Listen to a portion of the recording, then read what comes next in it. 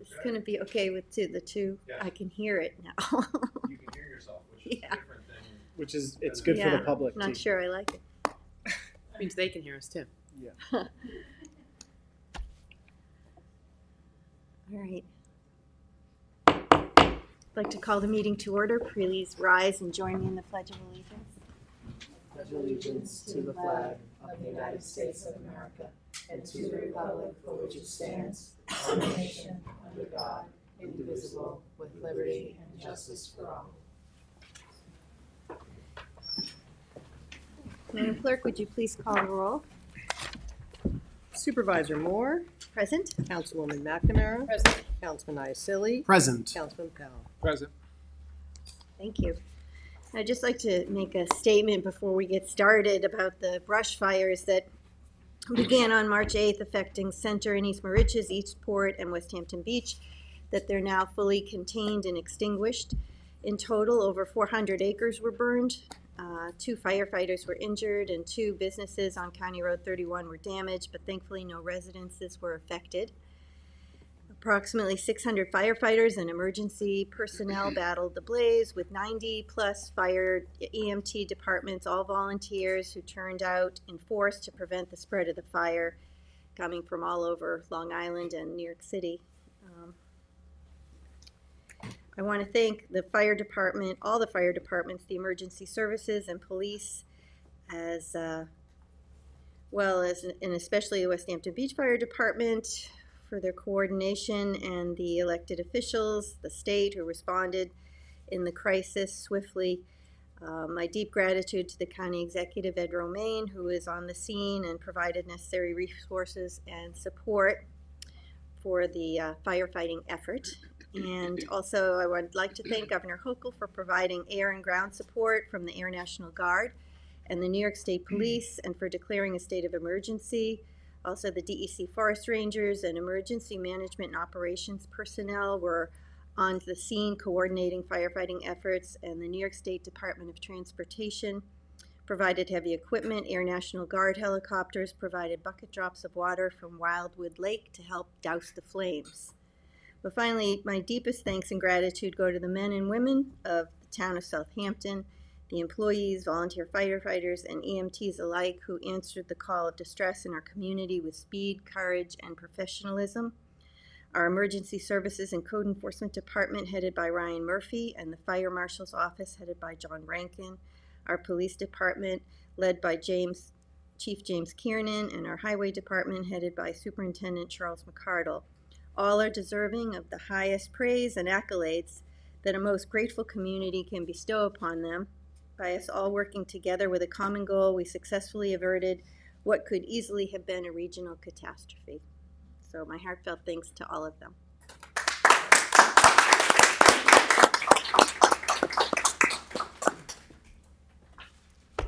All right.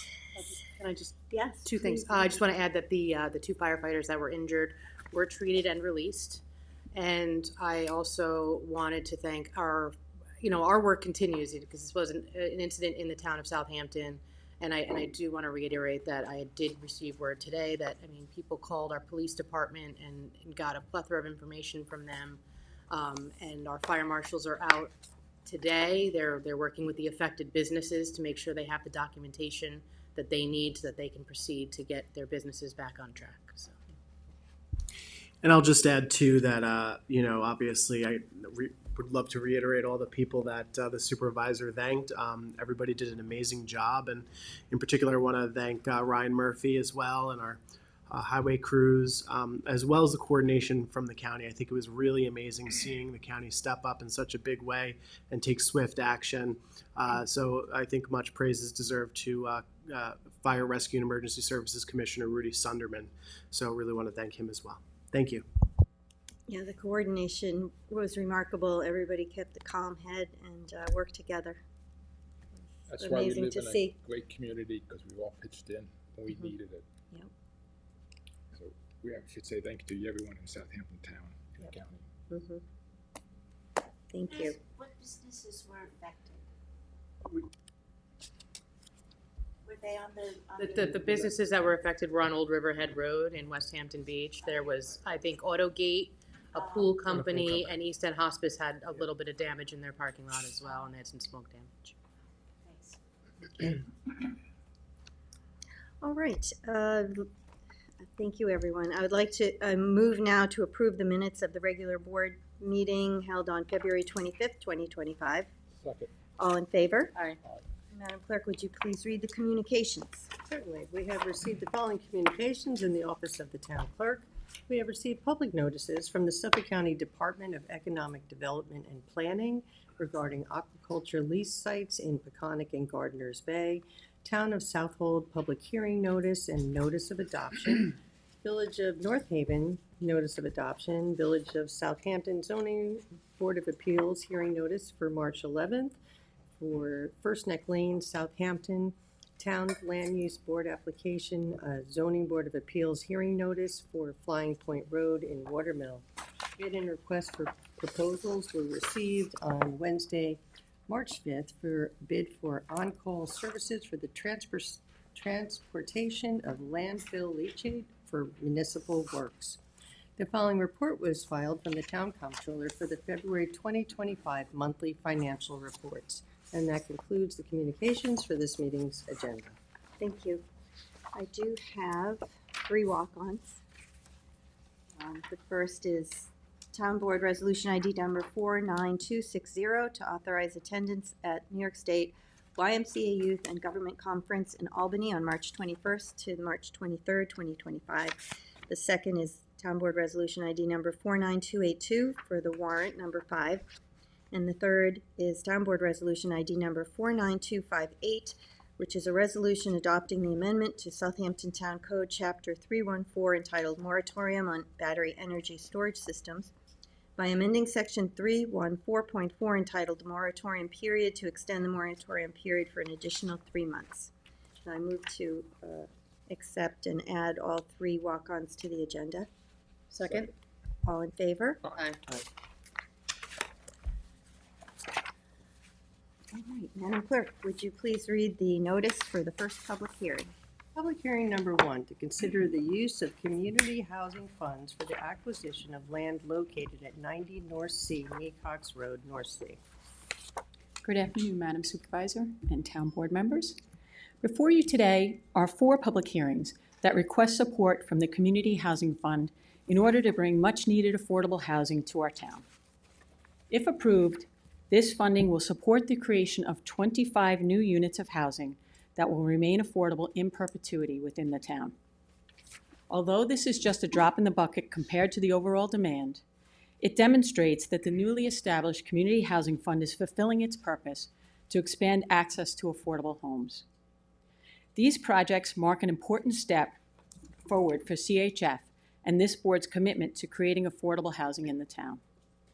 And we will continue to take those steps forward as the Community Housing Fund Advisory Board is currently working on plans for approximately 209 units of affordable housing, encompassing both single-family homes and rental units. This does not include the housing created through the CHF ADU program or the First-Time Homebuyers Down Payment Assistance Program. To put this in perspective, the town's housing plan lists that only 425 affordable housing units were created in the last 30 years or so. So it is clear that CHF is making significant and meaningful progress in the short time funding has been available. These 4 projects that will be presented to you today show that the Community Housing Fund is delivering on its mission and making strides toward the future of providing more affordable housing opportunities within the town. And with that, I'd like to present the first public hearing.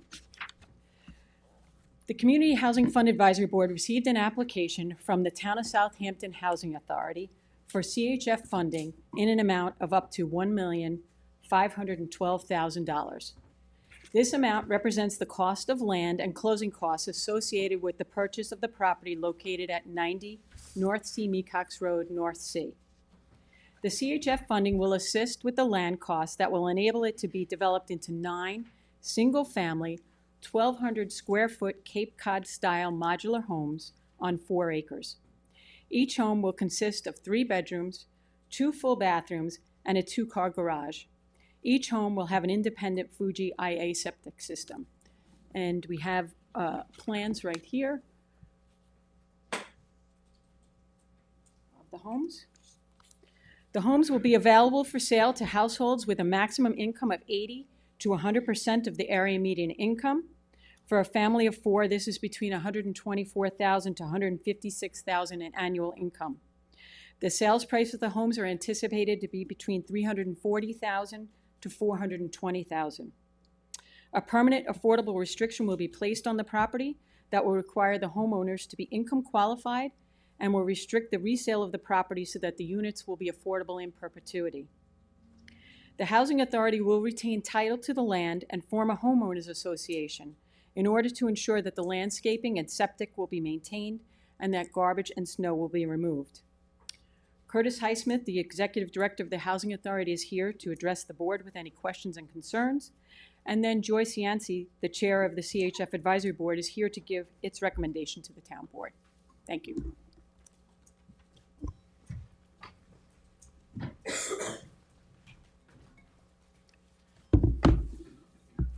Good afternoon, Madam Supervisor and Town Board.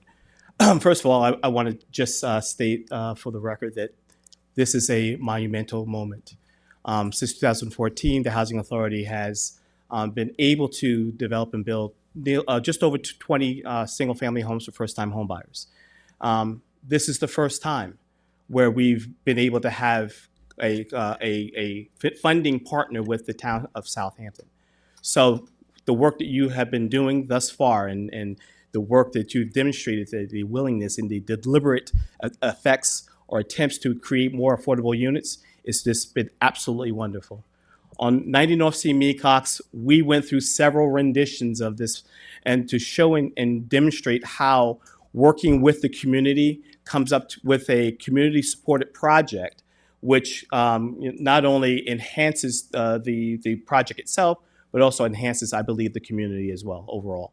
We initially were going to do a subdivision, 4-lot subdivision, which would have enabled us to have 4 either single-family home with accessory apartments or go for some type of variance to get 2 family homes on each lot. With conversations with both the CAC as well as the community, what you see here is what's been demonstrated with that, with the support and with the discussions that we've had. So each home will be ADA compliant. It will have a first floor ADA unit or bedroom, which will allow anyone that has mobility limitations to be able to occupy. Also, laundry will be on first floor, front load. All equipment, meaning stoves and refrigerators and all elements, will be at hand reach so that anyone, again, that is in a wheelchair or has mobility concerns has the ability to live here comfortably. More importantly, and you saw on all of our Habitat homes, it's going to be built on grade. What we don't want is we don't want to build homes and then put ramps up. So the homes are built so that if a person is in a wheelchair or has mobility concerns, they're able to access the house. But from the street or from any purview, it doesn't look like it's a handicapped home. So we look at it from a design standpoint, functionality standpoint, and community appeal.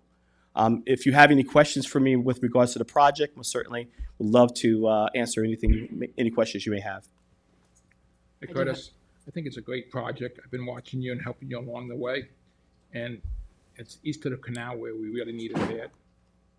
And how many of these projects do you think are east of the canal are in the pipe works? In the pipe work? So we have 2, between this, Sandy Hollow, potentially, the first sale properties. We're looking at approximately 25. And Very good. And Watermills would be rental. So we're talking just first time. Oh, okay. Ownership. Home ownership. But if we talk, and with regards to total affordable units, it's quite a few units right now in our pipeline that we're able to accomplish within the next 2 to 3 years. And McGee, right? McGee. We also have Southampton Village. We have McGee. We have Sandy Hollow Part 2. We have the other property that's on North Sea Mecox. We have possibility in Bridgehampton, which we'll talk about later during the year. So there's quite a few opportunities. People don't realize it takes months and years to get this going. Years. If someone said once, if you want to get into this business and do affordable housing, have $2 million in the bank in 4 to 5 years of work.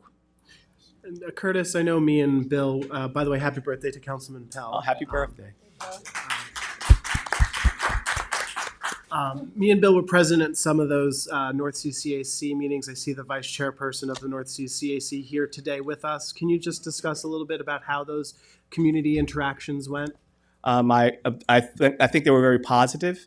The initial presentation came with a lot of questions and concerns, and I think we addressed those concerns and those questions pretty quickly. We consistently asked to be a part of their discussion, be present. We brought plans before them. We spoke both at the hearing as well as behind the scenes to make sure that we were adhering to some of their concerns. But it wasn't just the CAC. I was concerned about the neighbors too. So we knocked on doors. We talked to neighbors that will be mostly impacted by the project itself. And I just want to say thank you to the North Sea CAC for welcoming Curtis and welcoming this project, because obviously it did come with some questions, but it seems the North Sea community is really open to trying to figure out ways to solve the housing crisis, and this is a very creative way of ensuring home ownership while also ensuring affordability. So thank you. I tell you, when we started this, I started my tenure here at the Housing Authority in 2014, it was a different conversation. We couldn't really speak about affordable housing that openly, and community support was very difficult to gain because we had no examples. And I think through the course of work that we've done thus far, we've demonstrated that we are responsive as well as a respected developer, community advocate, and a housing authority for our community overall, not just in North Sea, but Hampton Bays and throughout Southampton.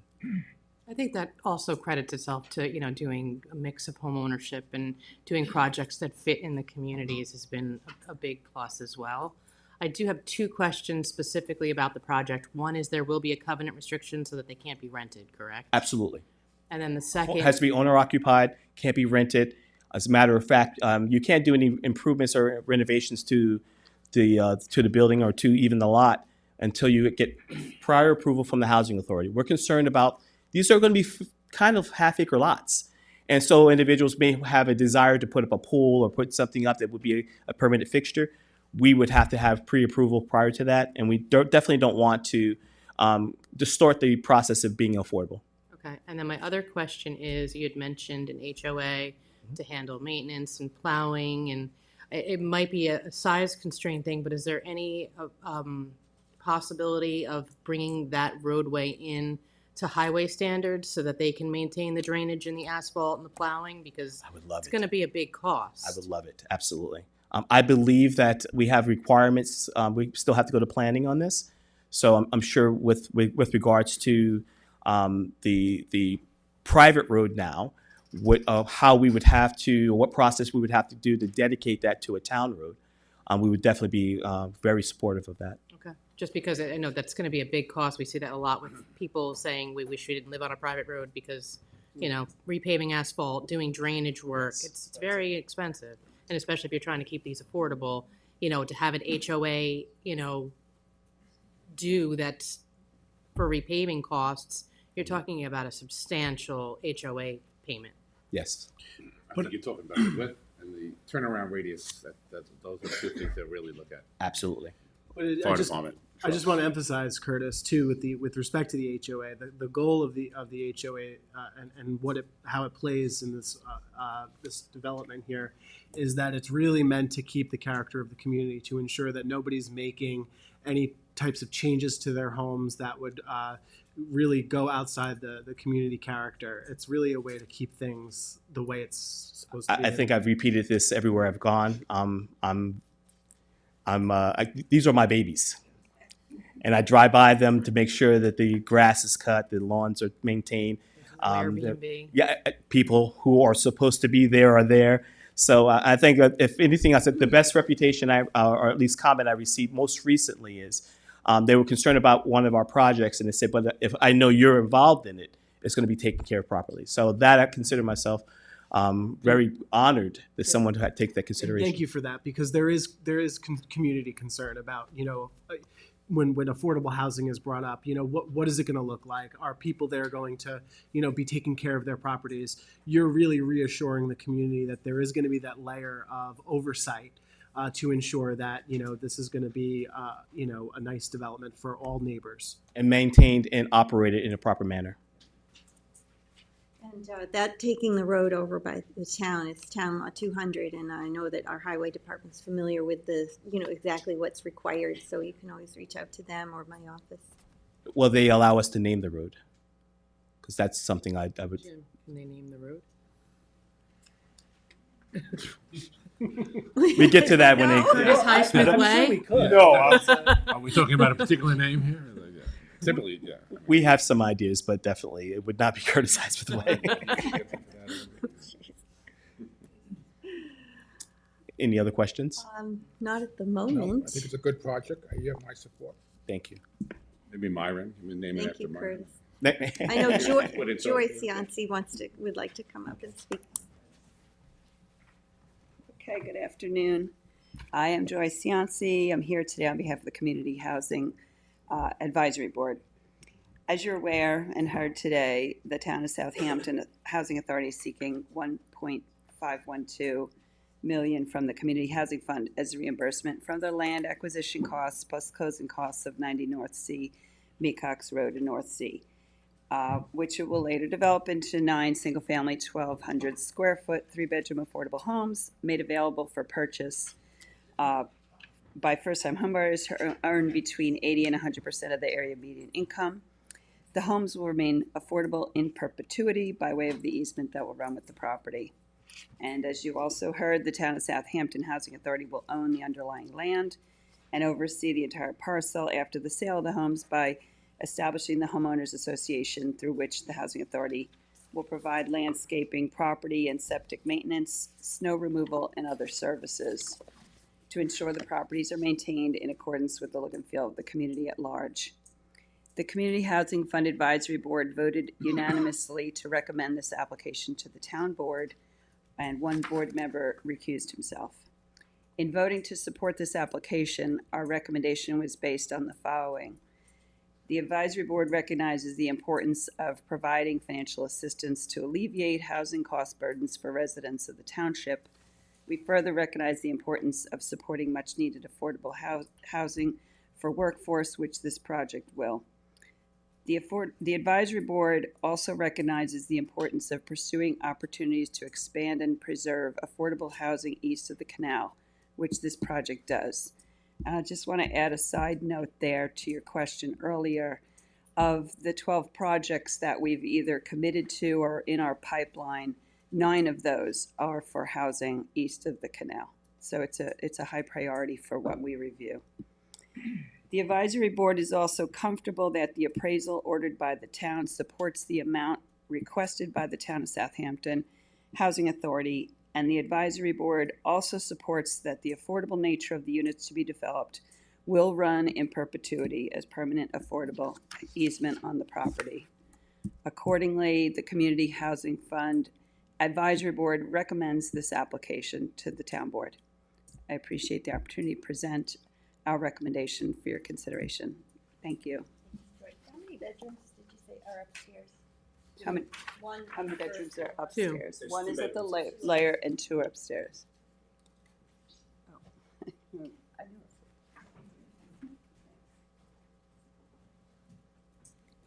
That's the only cards I have on this. Kevin, is anybody on Zoom to speak at the public hearing? Number 1. Anybody on the board have any other questions or comments? If there are no other comments, I move to close this public hearing. All in favor? Aye. Madam Clerk, would you please read the notice for the Public hearing number 2, to consider the use of community housing funds for the production of rental housing located at 140 Maple Avenue, Flanders. The Community Housing Advisory Board received an application from the Town of Southampton Housing Authority for CHF funding of $200,000. This amount represents part of the costs associated with the production of a single-family affordable rental home and accessory apartment at 140 Maple Avenue, Flanders. Suffolk County has funded $225,000 towards the development of this home so that it can be compliant with the terms of the American with Disabilities Act. The goal of the Housing Authority will be to identify individuals with mobility limitations to occupy the home. This project will be a 3-bedroom, 2-bath home with a 1-bedroom accessory apartment, and that's pictured here. A permanent affordable restriction will be placed on the property that will require the tenants to be income qualified and will restrict the rents on the property so that the units will be affordable in perpetuity. The Housing Authority will retain title to the property and will be responsible for the maintenance and upkeep.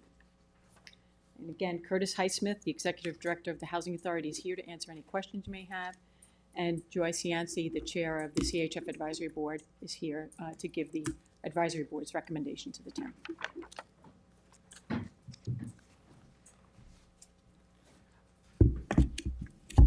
I want to take attention to the design of some of the homes that you'll be seeing this afternoon.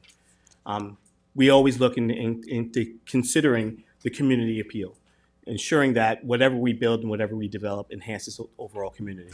This will be a rental. This will represent the very first rental that we've done, the second rental we've done in Flanders Riverside community. The County of Suffolk, as you've been advised, already funded our $225,000 for mobility impaired or mobility limitation candidates. We'll be looking at various individuals from our waiting list, which have now exceeded well over 2,000 names on our combined waiting list. So we will have no problems leasing up this particular unit. The County of Suffolk and our county executive is looking forward to a groundbreaking and is also requesting that this town board be present at that groundbreaking as well.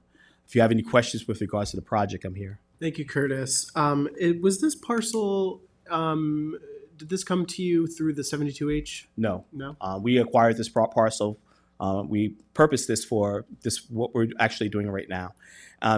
Challenges with this particular area is that nothing can be built based on current zoning.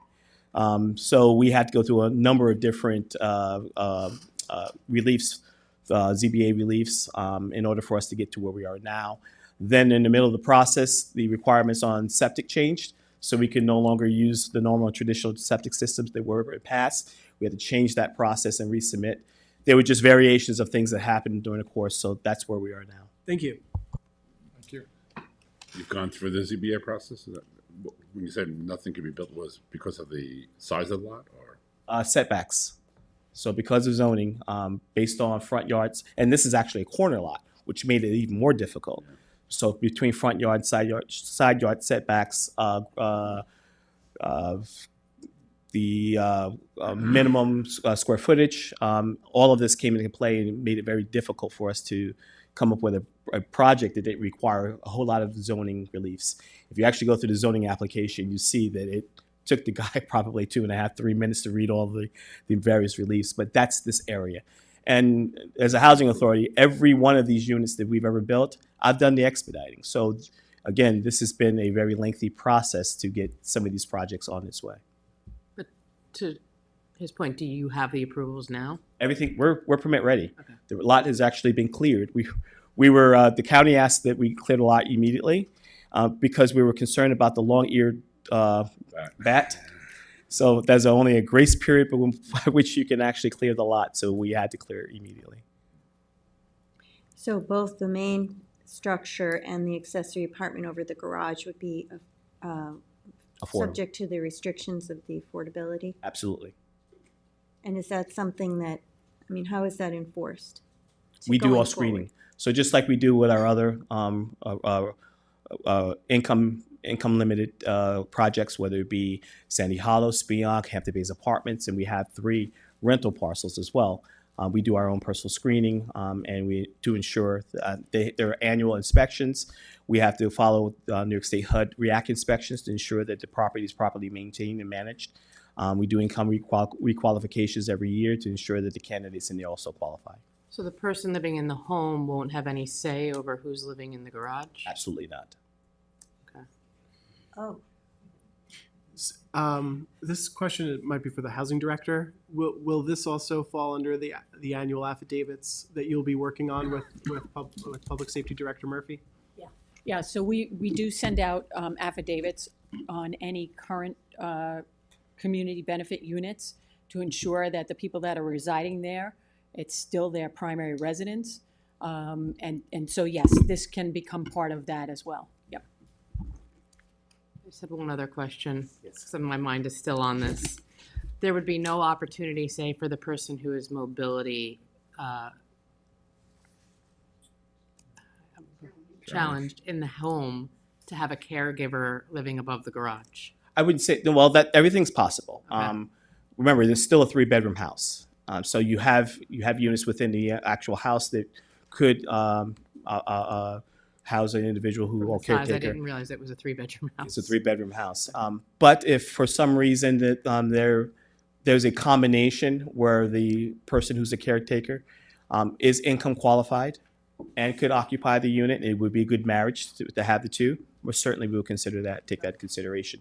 My concern always is also the waiting list. We have people that have been waiting. They've been looking for units for some time now.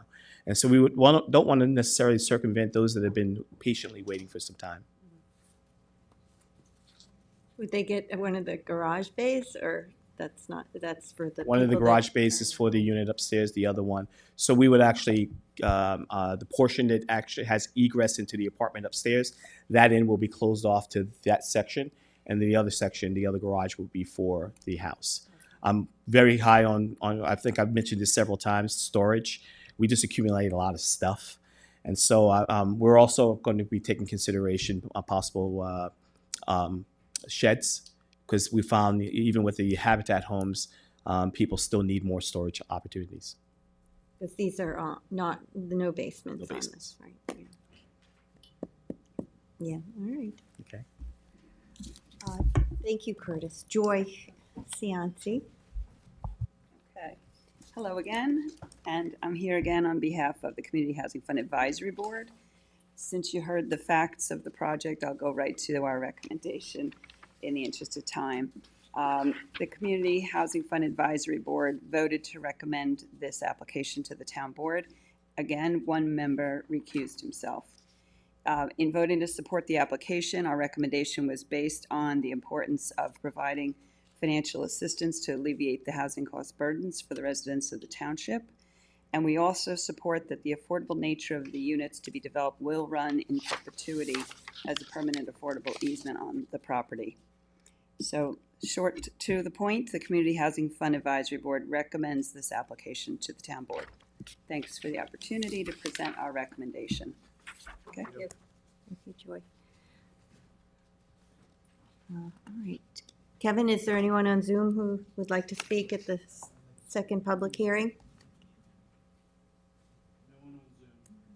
All right, I do have Ray D'Angelo has expressed an interest in coming up. Sure, come on up.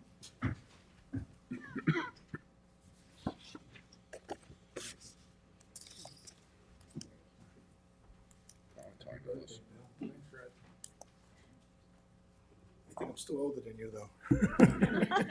Only by a few years. Yeah.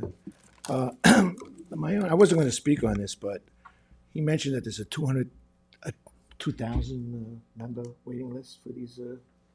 I have 2,000 individuals on waiting. Well, my question is, how is it decided who gets these nice dwellings? What's the determining factor? What is the protocol to determine this?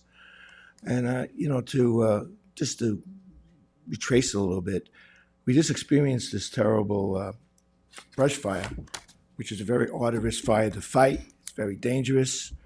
You need young men and women. Many of these people do not have the ability to live in our community. I mean, and I always written about this, that I think that they should be given some consideration to be moved up on that list. I mean, these are people that are necessary and very important to our community. And because they're willing to volunteer life and limb to do this, they should be given some special consideration. Once you have the county money involved and state money, everybody throughout the whole state, or even I think nationally, has a shot at these things. And I have a problem with that. They're not vected to people that we really need in our community. You know, nurses, ambulance, EMT workers. And I think I'm very troubled by that. I mean, these are people, affordable housing, and we get somebody from Mineola to come here, doesn't help us. If we have some 22-year-old firefighter that has a new family, he can't make his down payment. I wanted to have a program where we help with down payments. It seems like we're going this way with developers. And I think these developers look at this, and it's a big pot of gold for them. You know, it's money for grants. These are very profitable for them to put these things up. And now we're even helping them with more grants. So I'm very troubled by this and everything. And I'm going to urge you to keep these hearings open so we can get more input from the community about this availability to who can live here. Really, this is very important to us. When we sell our houses, the taxes that come from the sale of our houses goes to this fund. So we want to have it so that community members that are vital to us get a crack at this. They should get a special consideration, in my opinion. I mean, they're out there sacrificing their lives. The wind shifts on these fires, and I speak from experience, you can be consumed by it. So, I mean, there should be some consideration made. And in view of what just happened, I can't make a better argument for that. Thank you. Thank you. Carol, can you answer some of that questions, please? Curtis? Because we do agree with you. Yes, I But agree with you. we're, it's our understanding that the law won't allow for us to create a preference in that way, but I wish we could. So, so, you agree with a lot of stuff. so CHF does have to follow federal fair housing regulations. The intention is with all of these homes that there would be a lottery, especially for the 9 units here that we just presented to you. And we do a lot of advertising. We make sure that the community as a whole knows about this, but specifically, we make sure that any of our volunteer EMS, fire, ambulance, they all know about the lottery and signing up for the lottery and how the process takes place.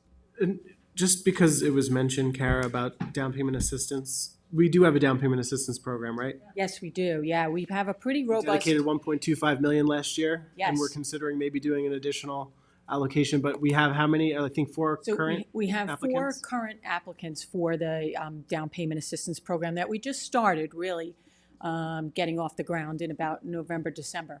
So the way the down payment assistance program works is anybody who's a first-time home buyer who qualifies under the income limitations and the housing cost limitations, which are pretty high because they follow Sony May rules. I think it's now up to $1.6 million for a home and about $206,000 for 3 or more family members. So you go out, you can find your own home, and the town CHF down payment assistance program will contribute most of the down payment required, up to 3% of the cost of the home towards that. Kara, it was mentioned, I agree with Ray and his sentiment as well, that we have many first responders and volunteers who really would benefit from having first dibs at some of these housing opportunities. Did Councilman Tommy John Scavone examine that? I believe that when I first came into office, there were several meetings that I had with him and yourself where we were looking at that possibility. Whatever happened with those discussions? So we were concerned about, to make sure that we follow the federal fair housing rules with regard to preferences and things like that. But certainly we'll make sure that our community, our first responders, knows about the lottery. We will, make sure that they understand it. I just want to point out, though, that just to go back to the first-time homebuyers down payment assistance, we're getting ready now to close on the first person that will receive that, and that's somebody from the Air Base. That's a mechanic at the Air Base, and will receive that down payment assistance. Very good. But I do want to bring up the fact that I know that when we were going out to the community and we were asking them to support CHF, there was a point made that because this was local funding, we could prioritize for local residents, such as our first responders. And I know that we pitched that to people that way. And so now we're finding out that it's Not that way. We will make sure that all of our local residents will know about any affordable housing opportunities that come up.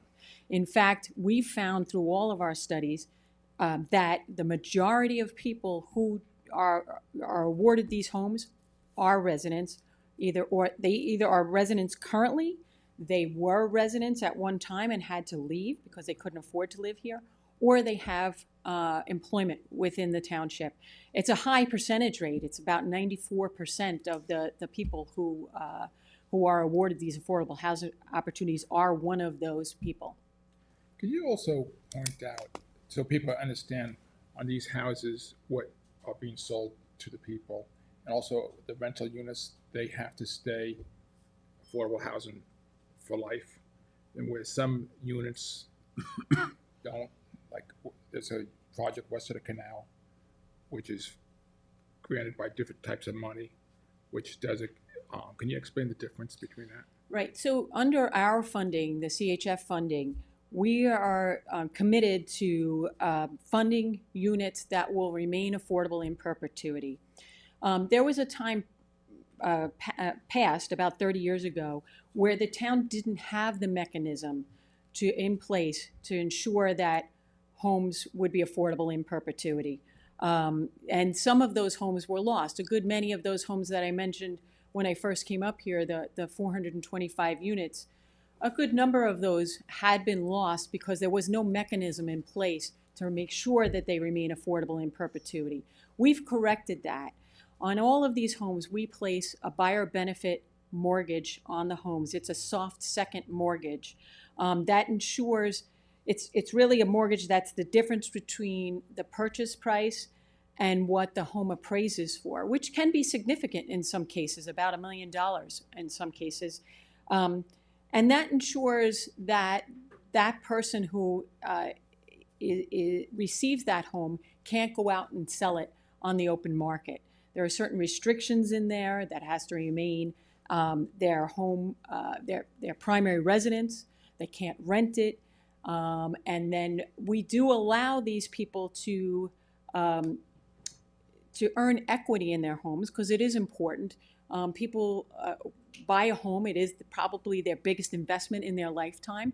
So we do allow them to earn equity. We just make sure that that equity is in such an amount that it won't prevent it from being resold at an affordable price. So we take the number that they purchased the house at on the date that they purchased it, we put it into a CPI calculator, and we come up with a sales price. You mean to say resold at market rate?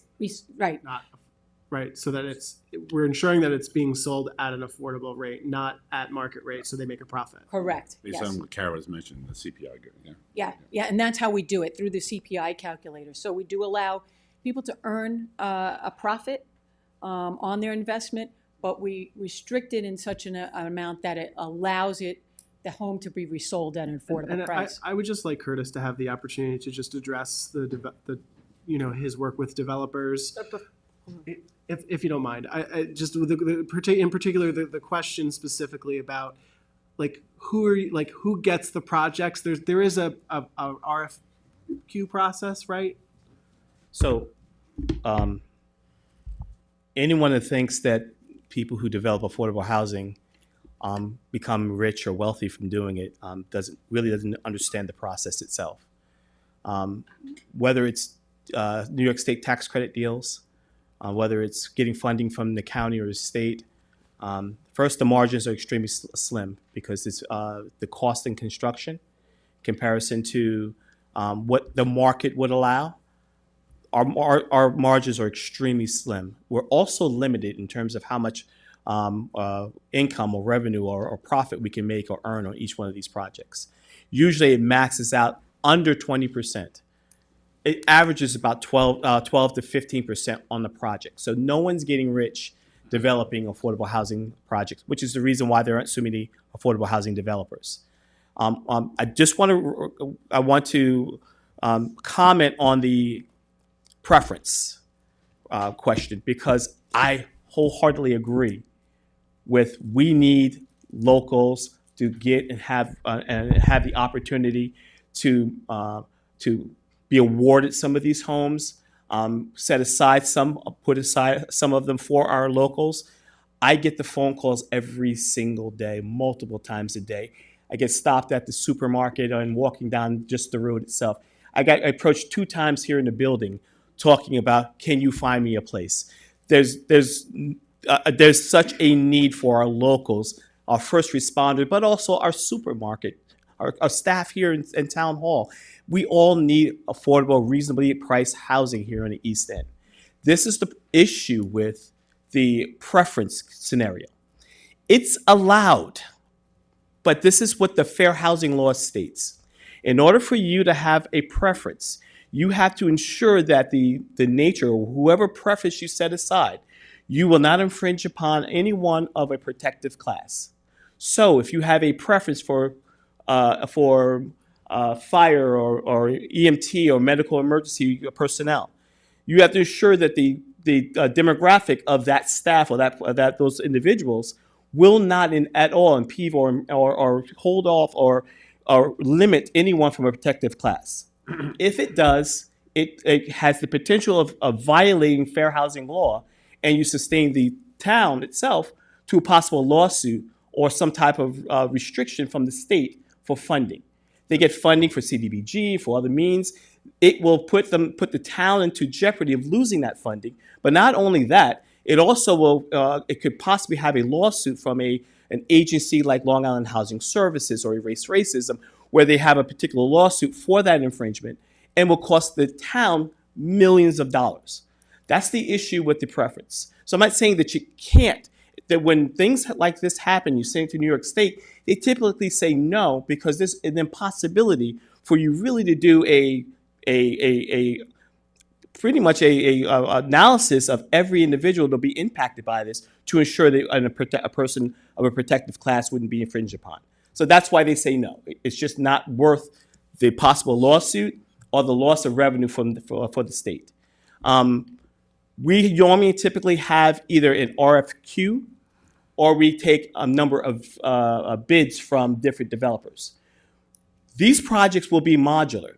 So it's a little bit different. They're not site built, they're not A-frame, they're modular. So about 80 to 90% of the building or the construction is done off site and then it's shipped over here.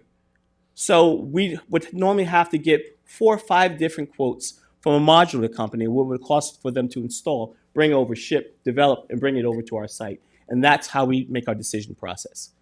So I hope that. To the point of preference, though, and I understand what Ray is talking about. We have looked at developments where 50% of the units had a preference for veterans. Mm-hmm. I mean, our first responders are a very diverse class of people. So I don't see why veterans or seniors are one of those two.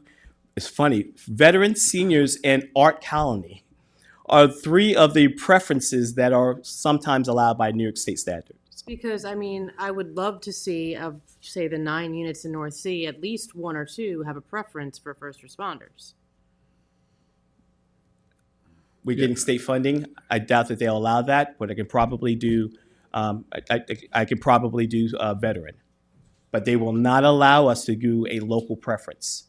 And again, it goes back to putting the town in jeopardy. I just thought when we did CHF and if things were wholly funded by CHF, we could have a local preference. Well, CHF is still public funding. It's still public funds. It's not private funds. But it's funded by the town. Through public funds. The concern is you want the pool of applicants to be appropriately diverse, right? So you're not continuing, if there is an area of a town, and not to point out a town up island, but there was town of Oyster Bay had this issue in there. I think they're still mired in a Fair Housing Act one because the town was essentially 99% of a certain race, and so, with the preferences, the concern was that it was continuing. If the residents that were living in that town had a preference, it was continuing that disparate. Yes. So now let's go to the actual numbers, because we've had a number of lotteries now. We've had Sandy Hollow, we've had Spionk, we've done it in Hampton Bays. We've had a number of different opportunities to see what is the demographic of individuals that are applying for these lotteries. No one is applying from Nassau County. Right. There's no reason for a person to apply from Nassau County. it's cheaper for them to go to a Brookhaven or to a Riverhead or someplace further out west than for them to move out to the Hamptons just to say they live in the Hamptons.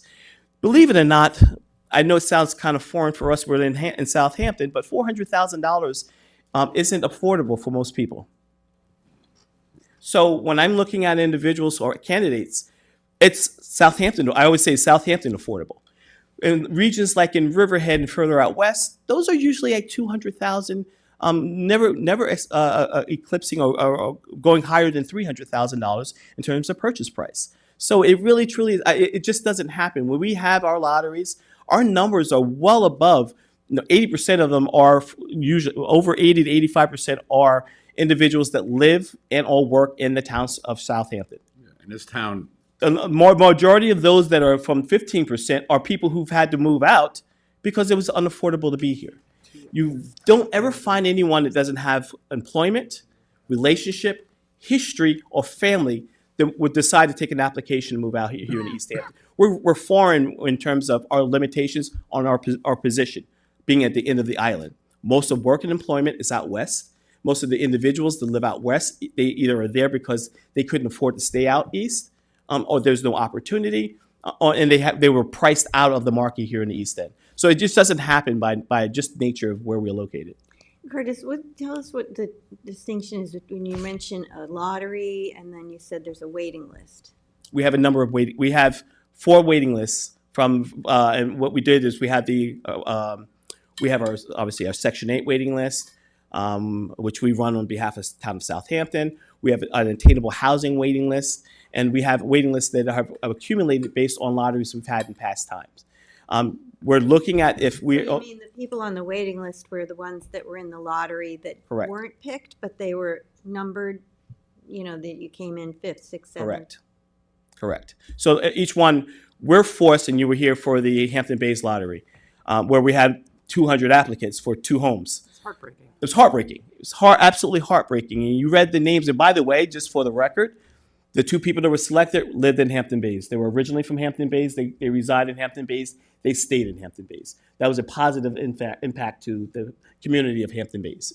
But going down the list, and you're literally picking up 200 names. And out of that lottery in Hampton Bays, 90% of the people were from Riverhead out east. No, we were looking at the faces in the audience were most of our employees. Most of your employees. But you don't have to put them back into a lottery. Is that what's happening? For a rental, for one single rental, you don't have to. If this board would rather us do a lottery for the selection process, again, for the main home, I'm looking for someone who's mobility impaired. So that typically would be off of our waiting list, individual that's on our waiting list, and we would take that based on the category or number that they're located, and we'll make that selection process. If you feel that it would be fair that we do a lottery, we will, but we still will need to be able to find a person that has mobility impairment. That's based on the county grant. We had to get the county grant because of funding. That was the only grant we had around. We initially came in for funding through the Community Housing Fund for the entire construction. So the only available funding that we had was that from Suffolk County.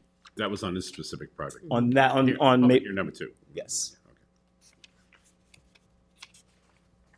And I think to Any answer other questions Councilman for- Pell's concern, working with a not-for-profit helps keep a Yes. property in perpetuity affordable. Also, it also, you have to take in consideration where the grants come from. Correct. If the grants come from, the federal government, and there's one project where it's not perpetuity to life, it's only for 50 years. Well, you're talking tax credits. So that's New York State 9% tax award. They normally have what's called a regulatory period. They can be 15, 20, 30. For Sandy Hollow, ours is 50. And we decided to do that. But on our project, we took it into zoning. So the actual zoning on the property was zoned for affordable housing. So that was the PDD for Sandy Hollow, and then the zoning changed in MF44, which in the language of the law required it to be affordable in perpetuity. And so that locks it in there for life. It locks it But in there there's for other life. projects where it only locks it in for so many years. And we would do CNRs on this as well. So we'll have covenant restrictions on each one of these lots that, God forbid, something happens to me. I'm not going to say I'm going to always be here, but the next person, Curtis, are all the projects that you've worked on so far affordable in perpetuity? absolutely everyone, 100% of it. That's very important Yes, for the town. I think it's necessary. And the neighborhood. Yeah, it's the Then benefit of know working it's with gonna be. it's the benefit of working with a not-for-profit. Yep. Keep it. That's, Well, I'm going to add one more layer, a local not-for-profit, well, yeah, sure. because there are some not-for-profits that are absentee landlords. Those you have to be careful. Those are the ones you have to be Thank you. careful. Curtis. Ray, you did speak already, I know, but you I'm- just I'm- didn't use he all your directed his 3 comments minutes. to me, and I want equal time. Again, this is a classic bait and switch. When she's right, Cindy McNamara's right. I remember when this campaign won. People told me what's great. Oh, my kids can't live here. He's a fireman. Now all of a sudden, there's protective class. There's a lottery. These people are out there fighting a fire. What about a lottery with their lives? They should be given consideration. This is the way this thing was sold. Now, it's incumbent on you to live up to the way it was sold, and it's not being lived up to the way it was sold. And she knows that. All of you know that. I don't know if you want to go, well, Rick Martel was here. He knew about it. He's running for council now, but when he was on the board originally, he knew about this. And this is not what's going on. You know, these people deserve, we want to make sure they're notified. And they're going in a lottery. Great shakes. They're notified, and they got a chance, one chance in 2,000 to get it. It's absurd. It really is. It's a classic bait and switch. And it's a disgraceful situation. Thank you.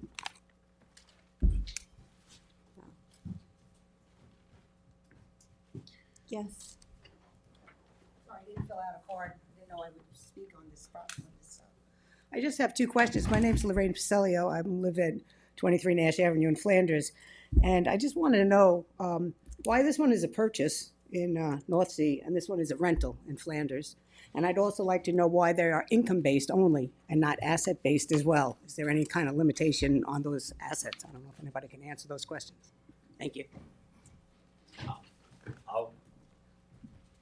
So, Housing Authority has built 12 single-family homes in Flanders. This is the second rental that we have. We need a mixture of both. Every house that we do, every project that we do can't be home ownership because there's still a number of individuals, affordable individuals, that need to be able to rent as well. We have a workforce that right now may not qualify for home ownership, interest rates being what they are, limitations on assets.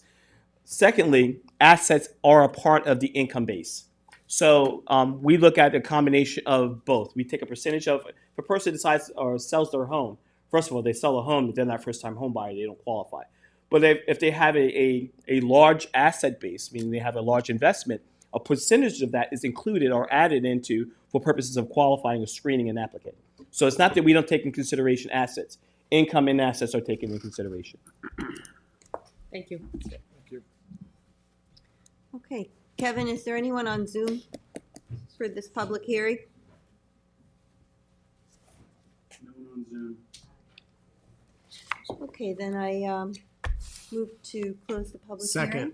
All in favor? Aye. Madam Clerk, would you please read the notice for the 3rd public hearing? Public hearing number 3, to consider the use of community housing funds for the acquisition of land located at 205 North Sea, Mecox Road, North Sea. The Community Housing Fund Advisory Board received an application from the Town of Southampton Housing Authority for CHF funding in the amount of up to $1.75 million. This amount represents the cost of the land and some closing costs associated with the purchase of the land located at 205 North Sea, Mecox Road, North Sea. The CHF funding will assist with the land costs that will enable it to be developed into 4 single-family, 1,200 square foot ranch-style homes. Each home will consist of 3 bedrooms, 2 full bathrooms, and a 2-car garage. Each home will have an independent Fuji IA septic system. The homes will be available for sale to households with a maximum income of 80% to 100% of area median income. For a family of 4, this is between $124,000 to $156,000 in annual income. The sales price of these homes are anticipated to be $380,000.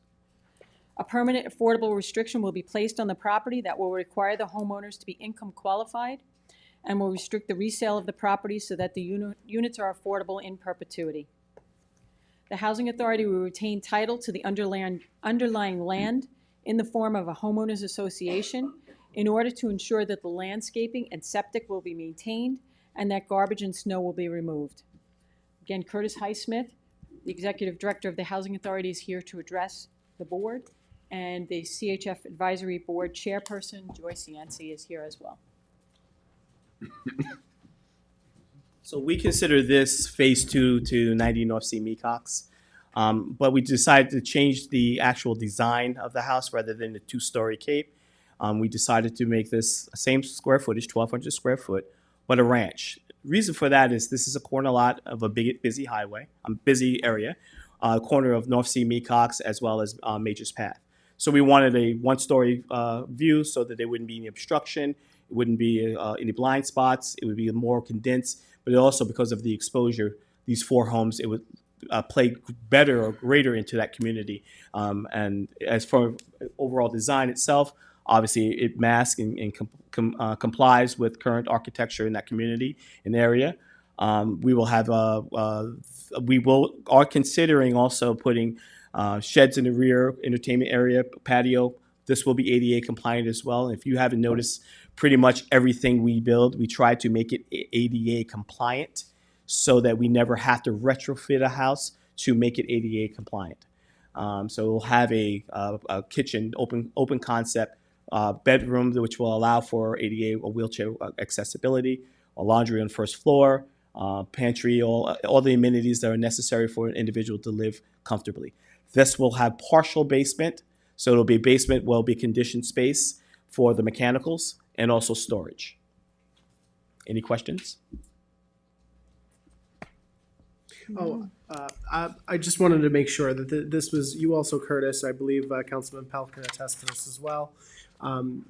You worked with the North Sea CAC on this? I know Yes. the vice chair of the North Sea CAC is here. Yes. Okay. Again, when this property became available, and I want to thank Councilman Bill Pell, who also very supportive of moving on and came with me to the CAC to discuss this particular project. We advised the board itself our interest in the project. We never want to go forward with anything without at least seeing if there's community interest. We knew the impact that 90 North C Mecox would have. Adding another property, let's make sure that it would be overwhelming to the community overall. So after discussions with the community, the consensus was if it's home ownership, because people felt like they took better pride in the home if they owned it rather than rented it. Either way, it's going to have oversight by me. So both. We also have the rental units at Sandy Hollow right up the road too. Right down the road, yes. So it was very supportive. They liked the design for the most part, but that's hearsay. They can speak for themselves if they have any comments. But so far, everyone seemed to be very supportive of the project overall. Any other questions? So these have the basements though? It would have partial basement mostly for storage and for. We did the same thing over. We built a modular home in a Farrell community. Farrell was required to give us one of his lots. We built a home, and to make sure that we had proper storage, we built a partial basement. We had conditioned space for all the mechanicals, create shelving so the individuals could put their stuff away. What I don't like, and I don't like it in my house, and I wouldn't like it in anyone else's, when summer's over and winter happens, let's not keep the bicycles and stuff on the lawn. Let's put them away where they properly belong.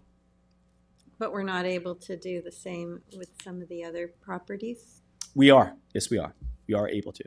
Oh, because I think the prior ones, you said they didn't have basements. On the 90 North C Mecox? No. You're talking about the modular? The modulars.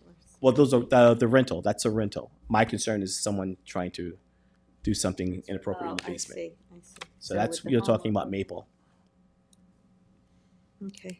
The home ownership, people should have their own storage, independent storage area. And you have to go in and out by the exit, by the outside. There's no from the house down to the basement. It'll be a balcony door.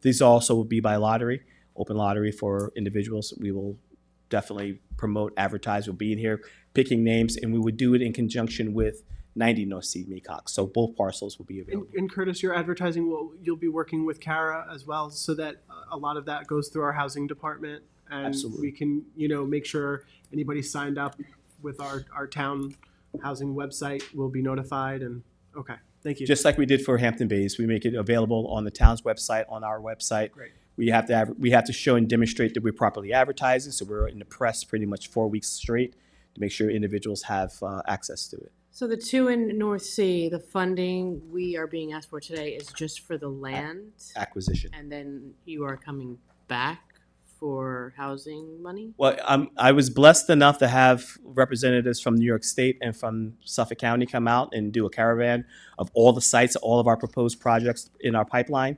And they are setting aside quite a bit of funding for us to do these projects. They recognize the limitations we've had over time in order to get these things up and running. And so we're looking at quite a bit of funding for all of these projects. Hopefully I won't need to. But remember, I we would also love to see them come with some sort of a match to what we're putting. I mean, there were substantial amounts of money on these projects. But also remember that we're getting revenue from the sale. So it's proceeds from sale as well as grant funding. We should have sufficient enough to qualify. It would be like a shortfall, very, very minimum. And then we're applying for the community CPF for the septic.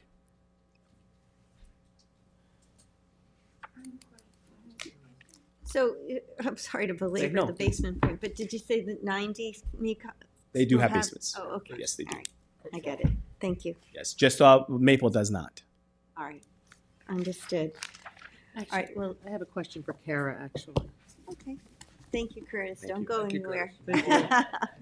So Kara, to that point, when these applications come in for the housing, for the land costs, do the applications also have the grander scale of the cost of the project and where the funding for the overall project is coming from? Yes. Yeah, and so all of that is on the application that is submitted to the CHF Advisory Board, so that the applicant shows what funds they need. So usually it's the land costs. The most expensive part of the project is usually the cost of land. And with CHF being able to contribute to the cost of land, in these particular cases, all 4 of these projects, the Housing Authority has secured funding from other resources, whether that be New York State, the county, to be able to construct the units or pay for, these are all modulars, so to be able to pay for the cost of the modulars that will be placed on the properties. Thank you. Oh, I have some cards first, so at the end, you can come on up. All right, Joy Cianci. Okay, thanks. Again, I'm here on behalf of the Community Housing Fund Advisory Board. We voted to recommend this application to the town board. One member voted against it, and one board member recused himself. In voting to support the application, our recommendation was based on the following. We recognize the importance of providing financial assistance to alleviate the housing cost burdens for residents of the township.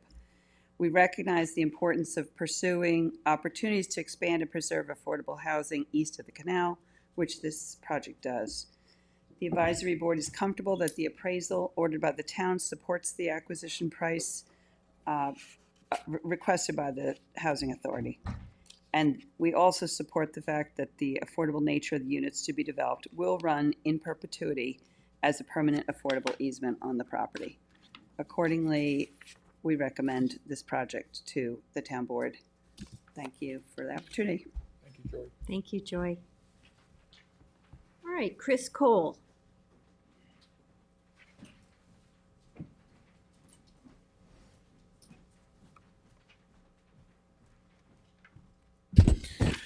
Good afternoon. Chris Cole, 565 Majors Path in North Sea. Just want to say that I'm in support of community housing and affordable housing in the town. People my age and younger have a difficult time purchasing properties in the town. I did want to bring up, it does seem that a lot of the housing is concentrated in this one area with Sandy Hollow Road, 90 North Sea Mecox, and North Sea Mecox. The 2-acre parcel at 205 North Sea Mecox is a heavily wooded lot with mature oak trees.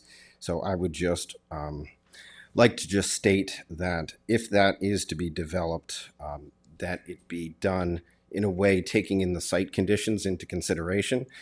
If there's a possible way to design the lots and homes to save mature large trees, and that the community housing developments should be in line with the town's community action climate action plan to sequester carbon and keep native plants on site. I also ask that the use of invasive vegetation as part of the landscaping, if a homeowners association is to be created, that they don't use invasive vegetation on site, keep the native vegetation that's there, and try to be as sustainable with these properties as possible.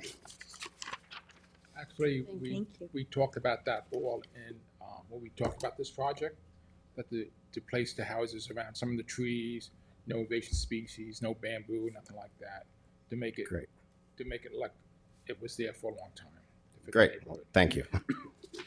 Curtis, we were doing a cluster plan here, right? Yes, yes. So we're definitely going to do a cluster plan. It will be designed almost like it's a 4-lot subdivision, so everyone can personalize and parcelize their own area. We'll screen. Same thing we're doing in 90 North C. Mecox, whether it be fencing or some type of way to not restrict but create independent zones for the individual homes. That's what we're looking to do. So we want everyone to be able to have their own independence on their own portion of segment or portion of the site itself.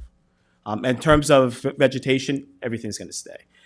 If anything, we're bringing more on. I'm concerned just about the corner lot, being in a corner lot. I don't want trees so high that I create blind spots.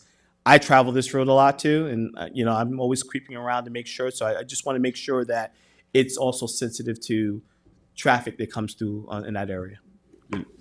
Even though you're the housing authority, you're still going through the full planning board subdivision process. I think people think that we get process special and- privileges, and unfortunately, I have to do the same pre-development that everyone else has to do. Zoning, I have to go through the same process. Health department, I have to go through the same process. So nothing gets side or removed from my process like any other for-profit developer. I have to do the same work. And I think we looked at this with both ways, and I think when we were originally looking at this with the cluster, I think we were also looking at a set aside of some of that land right on the roadway on the corner to kind of give us some room for that intersection should we need to adjust things. But it's something we can, planning will obviously look at when we go through this. My question had to do with, I know that they were doing a road plan in that area for the sidewalks, and I didn't know if something was going to be part of that section that we would have to create. No, I think we were just looking at it because that intersection is already kind of offset and odd, so we were looking at potentially just preserving some of that property for the use of, if we needed to adjust that intersection, we would have that property. You also take into consideration topography. Yes, That varies over there. I walked a lot the other day, and there's a huge drop off. So, once we determine what the need is, what we have to bring in fill, we have our engineers taking a look at that to see what's going to be required. And I'm sure planning is also going to require that. Thank you, Curtis. Thank you. Kate Rummel, and after Kate, Ray D'Angelo.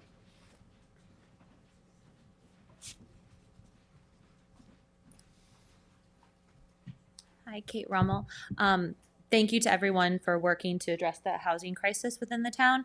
I'm in support of the project, but just to echo some of the other sentiments, there are several very large native oak trees on the property, some of which are more in the center, which are likely over 100 years old. So if possible, I would like them to be, encourage the town to preserve them to the max extent possible, which worries me if you're bringing in fill for the topography, as it could compact the soils and whatnot. But I know that the site is definitely a difficult one to work with. And I also just want to echo the sentiment that no invasive species be used on this property and other housing development properties, because there are some that do have invasive species like privet and whatnot. So I think we just need to marry creating affordable housing, but also protecting our fragile ecosystem. And I also just wanted to ask how the property is going to be accessed, because it is a rather dangerous intersection, and it is, one that causes a lot of concern. So I just didn't know if they'd be from North Sea or from Major's Path, or both, or sorry. Thank you. You have to switch places. Oh, sorry. We have not, we're working on a concept plan right now for two reasons. One, location of septic, obviously the site limitations as well. We haven't determined where the egress is going to be. It's going to probably be a combination of North Sea Mecox and Major's Path, but we haven't determined what that looks like as of yet. But before we leave, I'll make sure that you have our number. Be a part of the conversation. People over in the North Sea Mecox area, other neighbors, they've asked me time to time what's happening, what's going on, and I've been able to give them, even when we had concept plans, well, what do you think? I want you to be part of the process, and I think that anyone and every person I've spoken to, whether it be in the North Sea community or even Hampton Bays, I'm willing to share information because you helped me make a better project. And we want to make sure it's something you're going to drive by every single day. It's part of what your community is going to be. I'd rather you be part of the conversation as well. Right. And it will be in front of the planning board, and they'll have a public hearing in planning board, and there'll be a traffic analysis, and all that will be, back and forth with the planning board and Curtis and his group. Okay. Thank you. Thank you. Sorry, I just have one other question. And will planning address like stormwater, because that intersection, yes, okay. Fantastic, great, thank you. Okay. Thank you, Kate. Ray D'Angelo and then Gail Lombardi.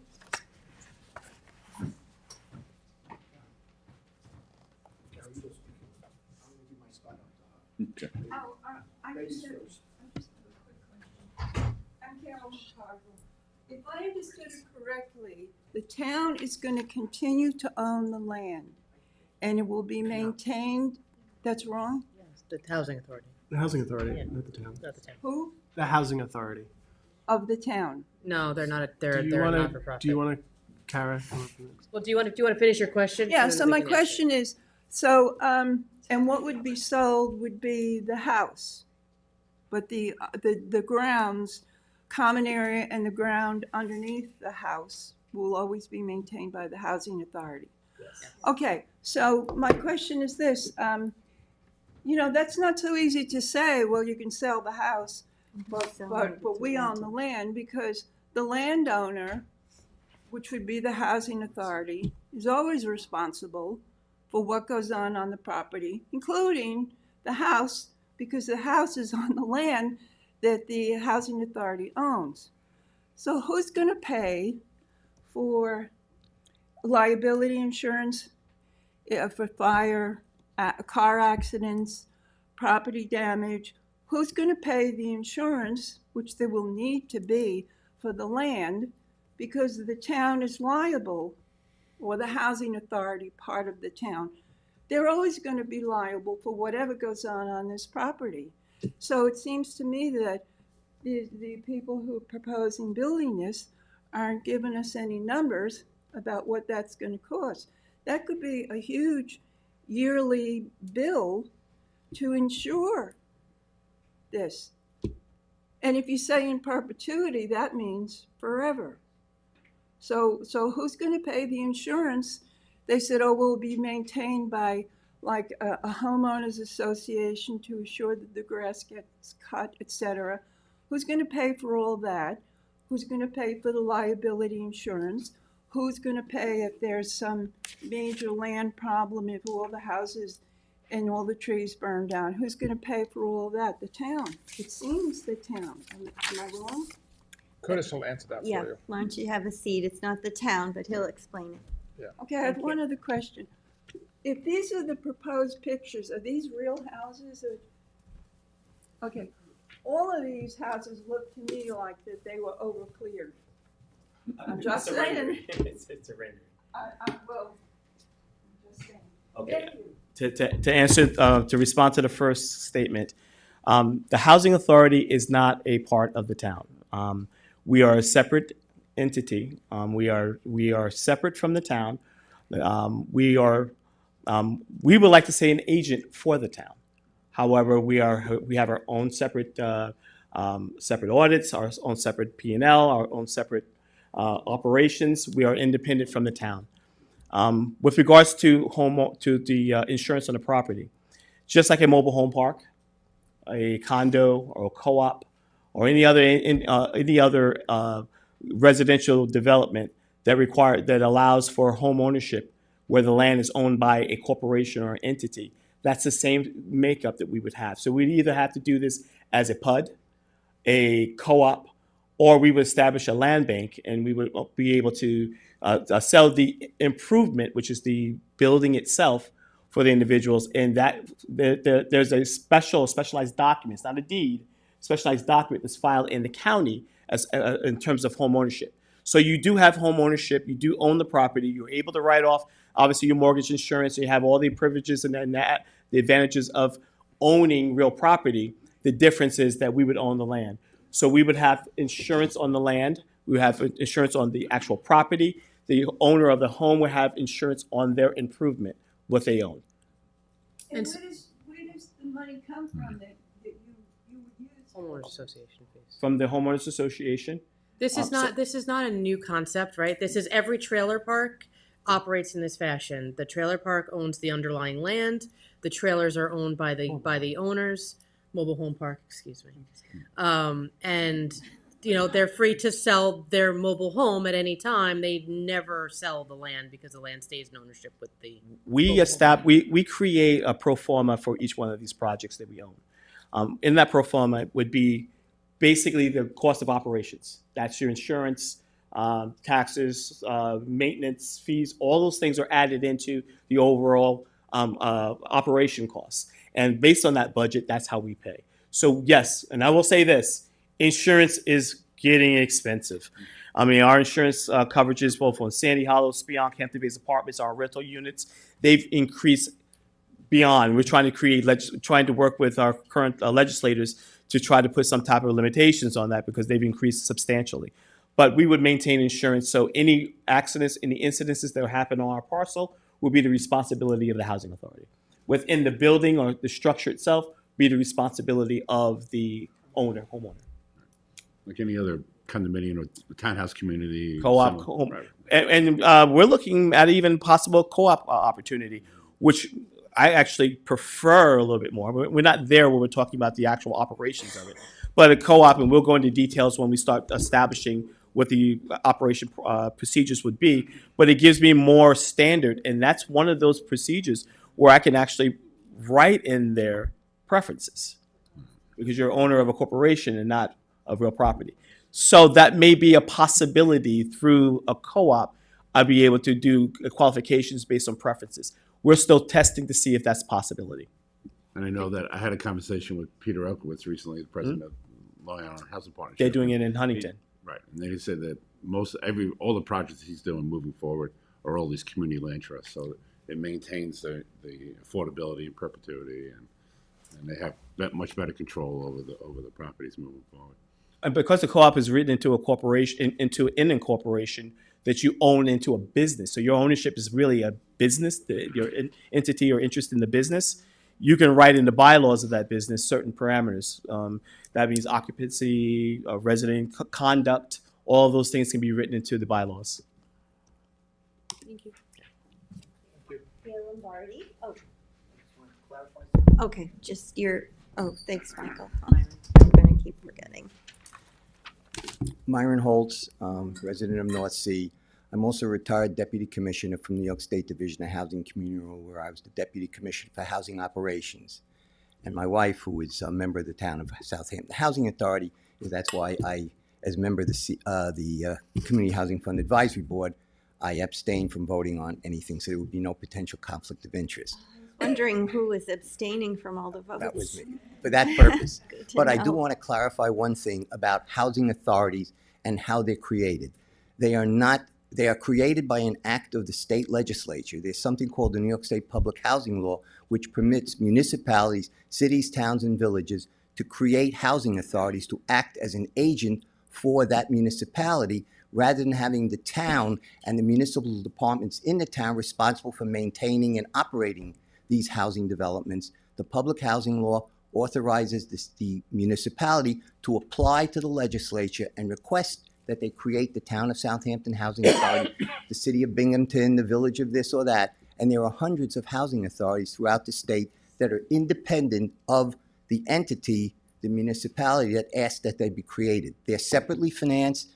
They have their own funding source. They have their own auditing, and they are monitored by the controller of the state of New York as a separate, independent municipal entity.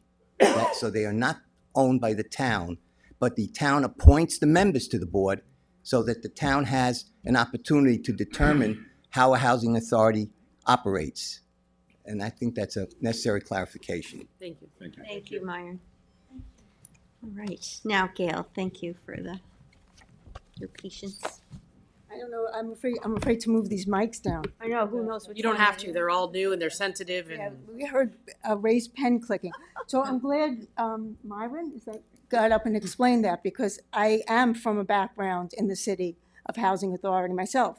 I actually invested in these funds at the work I did. And to be honest with you, these conversations between my experience as an auditor and my experience that I was involved in an area development fund when we used to invest, I invested, my group invested $7 million into these housing funds with different developers.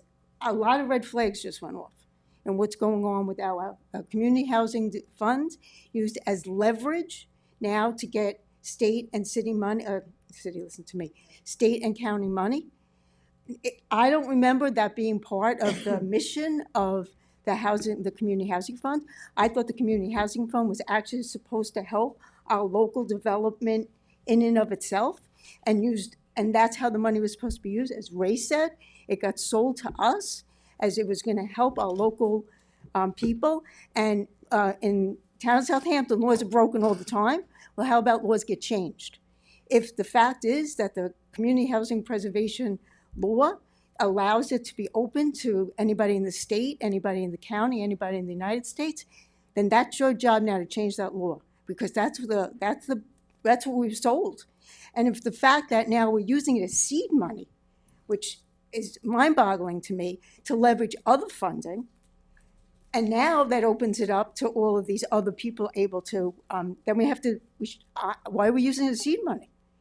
The fact that we've been asked to the table now, I mean, I guess maybe, the one woman that talked in Flanders, it is very disingenuous to have a Flanders with all these zoning board of appeals approvals, putting 10 pounds of potatoes in a 5-pound bag, 3 units in Flanders with already a very dense, lower income area, and then having the nice units out in North Sea. Very concerning. And the next thing is the secret review. There is no guarantee there's going to be any secret review on these. They're going to, they're going to claim that there does need to be secret review. And there's those three developments. I'm not familiar with the area that they're talking North Sea, but if there's 3 developments, are you going to look at it cumulative, again, planning department, or are they going to look at it individually? So I have to tell you, I was sitting back there, and that's why I came here for the specific one for Hampton Bays. But from my years of experience and how we did this, and they are, contrary to Mr. Highsmith, who's incredibly enthusiastic, and we should be all thankful to have somebody like him in our community, they are very profitable. We had a 7-year return on investment in our area development fund. We got our money back. We got tax credits. We got the tax deductions. We made our money back. I couldn't keep it was a revolving loan, so I had to keep revolving it and invest in other projects. We got it through LISC. We got it through the Consortium of Affordable Housing. I don't know how it's done here. It was 20 years ago. But these projects really do need to be looked at, not just from all this fabulous affordable housing that I know we're trying to do, but really the financial aspects. What are we really getting into? Who's really paying for it? What strings does it come with? And are we really accomplishing what we set out to do, was to provide affordable housing to our teachers and our firefighters and all the people that can't afford to live here. Thank you. Thank you. Jim, it's a federal fair housing law, right? It's not our law that says we can't do a preference. It's the federal law. Sure. Yeah. It's absolutely, and it's the federal law, and there's a case law that emanates from. And it was always the law, even if. Sure. Right. That Right. wasn't Right. And and we can look closer on this, but I think one of the One of the things that we may benefit here in this town, in the town of Southampton, is that we do have a bit more diversity, at least, than some of the other towns that have had the issues, have run into it, in town of Oyster Bay and some of the other towns up west. We are blessed with some diversity here in this town, and so that might help us create, stay within the rules and the laws and the Fair Housing Act. I can't say that I know this for 100% certainty, but I am aware that in the county legislature, there is a bill that's being drafted that looks at trying to identify housing for specifically first responders. I think legislator Rebecca Sanin is looking at that, but there is pushback on it, primarily because of the potential legal implications that are associated. And so that, the county legislature is looking at this now too. They're looking at this issue of whether or not municipalities can do this, without having any sort of significant ramifications. Like I said, and the cases look at essentially that if an area, if the pool of applicants, it was happened in the town, I was mentioned before, the town of Oyster Bay, where it was, one race was pretty much dominating 99%, so are you continuing, by putting those preferences, are you continuing that disparity? In this town, we can argue that maybe not, because we do have a little more disparity than diversity. But I want to kind of go back to just in reference to a comment that was made. Excuse me. Could In you reference please take to your a- conversation outside for now? In reference to a comment that was made, one of the things that was brought up was that it wasn't understood that CHF would also be encumbered with other funding, i.e. county funding, state funding, what have you. But there's nothing in the CHF law that negates that potential. Not to my knowledge. And I think the whole idea is to be able to use the money and have that flexibility. As you mentioned, Mr. Councilman, you mentioned about the down payment program. Kara's been working very, very hard to try to apply these funds to all different types of opportunities, and that's what we're trying to do. Is not CPF funding sometimes encumbered with certain other types of state funding for water quality improvement, county water quality improvement? Absolutely. Yeah. So we are encumbering within the CPF law. There is encumbered funds. In my experience back when I was in the county, I used, when I was doing the acquisitions with the CPF with Mary Wilson back in those days, we leveraged it. Mary used to try to leverage the CPF funds to work with the county to have county funds involved as well. Yeah, I think it's an important thing to mention as part of how the town is to approach some of these issues. If they are to make some progress on affordable housing or preservation, there are efforts that the town cannot fund alone. In fact, Kara, I don't know if you want to come up here and talk about, I know that we reviewed this recently, how much money is in our CHF currently? And with these projects, what is sort of the limitations if we continue on? We have to also be conscious of what we're bringing in through the CHF program. Yeah, so remember, CHF is taking in only 0.5%, in contrast to CPF, which is taking in 2% on the sale of on properties. So our fund is achieving much less than CPF. So in 2024, CHF accumulated about $20 million. We've used some of those funds, and we have about $14 million left. But with all of these projects that I mentioned earlier today, we have about 209 units that we're looking at. We're actually short about $2 million when we add everything up. So, to build affordable housing is very, very expensive. And that's why, if we want to offer a lot of it to our community, a good number of it, or even just these projects, we have to be able to bundle it with other funding, to be able to $20 million won't get us very far if we're only using CHF funds. Well, which is why I asked Curtis the question, because, we're putting up $2.7 million to own the underlying land, for the housing authority to own the underlying land. And if you're adding the cost of the housing to that also, it's a big lift, and it's no longer, we're not really doing it at an affordable rate anymore. That's correct. Yeah, it would bring the cost of those homes out of that range. You know, we talked about some of these homes today, somewhere between like the 380,000 range to 420,000. We would never be able to offer that if CHF was going to fund the whole thing, because it just costs so much money. The land is expensive, the building supplies are expensive. We have to be able to bundle this with other funds to be able to do, you know, create or bring to the mission of providing more affordable housing to the And to Councilman Isley's point, we have done similar with CPF where, you know, the town has bought development rights on something and Peconic Land Trust will come in and own the underlying fee to make it, you know, a more reasonable acquisition for the town. So, and then they also manage it and they have farmers that come in and They've use the actually raised land. money from surrounding neighbors who were interested too. So we've done partnerships, you know, we've always looked to leverage, you know, public monies with private monies with other public sources because it's a more economically feasible way to do projects of this size. And you're saving taxpayer money.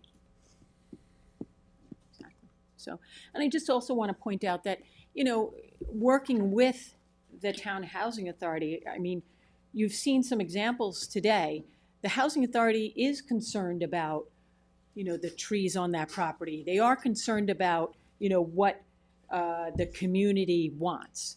You know, sometimes when you work with private developers, maybe not so much. So it is important to have that kind of partnership with the Housing Authority. They were created for this purpose, and working with them, you know. It's a great point to mention, and I don't want to belabor the conversation, but I think that's a really important part of this because I know Curtis has taken a lot of time working with you, Kara, and also working with this board to decipher what is the best way to talk with the public on some of these initiatives. And Curtis has spent a lot of time speaking with a lot of community members, and I want to actually thank you for that because, you know, the public loses a lot of trust when developers aren't in touch with the community and they're just doing whatever they want to do because it's the cost of doing business.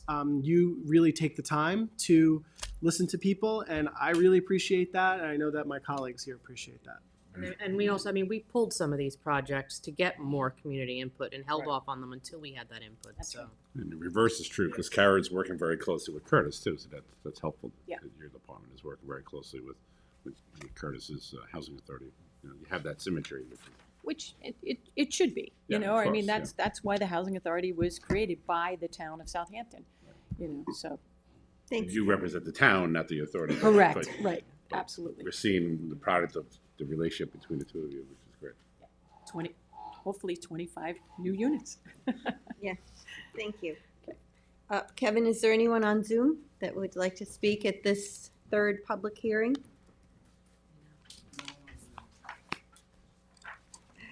All right, well, if there's no other comments for this public hearing, I would like to, I move to close the public hearing. Second. All in favor? Aye. Madam Clerk, would you please read the public notice for the fourth public hearing? Public hearing number 4, to consider the use of community housing funds for the acquisition of 6645 East Montauk Highway, Shinnecock Hills, for the creation of new affordable senior housing units. The Community Housing Advisory Board received an application from the Town of Southampton Housing Authority for CHF funding in the amount of up to $2.7 million, plus costs. This will allow the Housing Authority to purchase the Easterner Motel, located at 645 West Montauk Highway in Shinnecock Hills.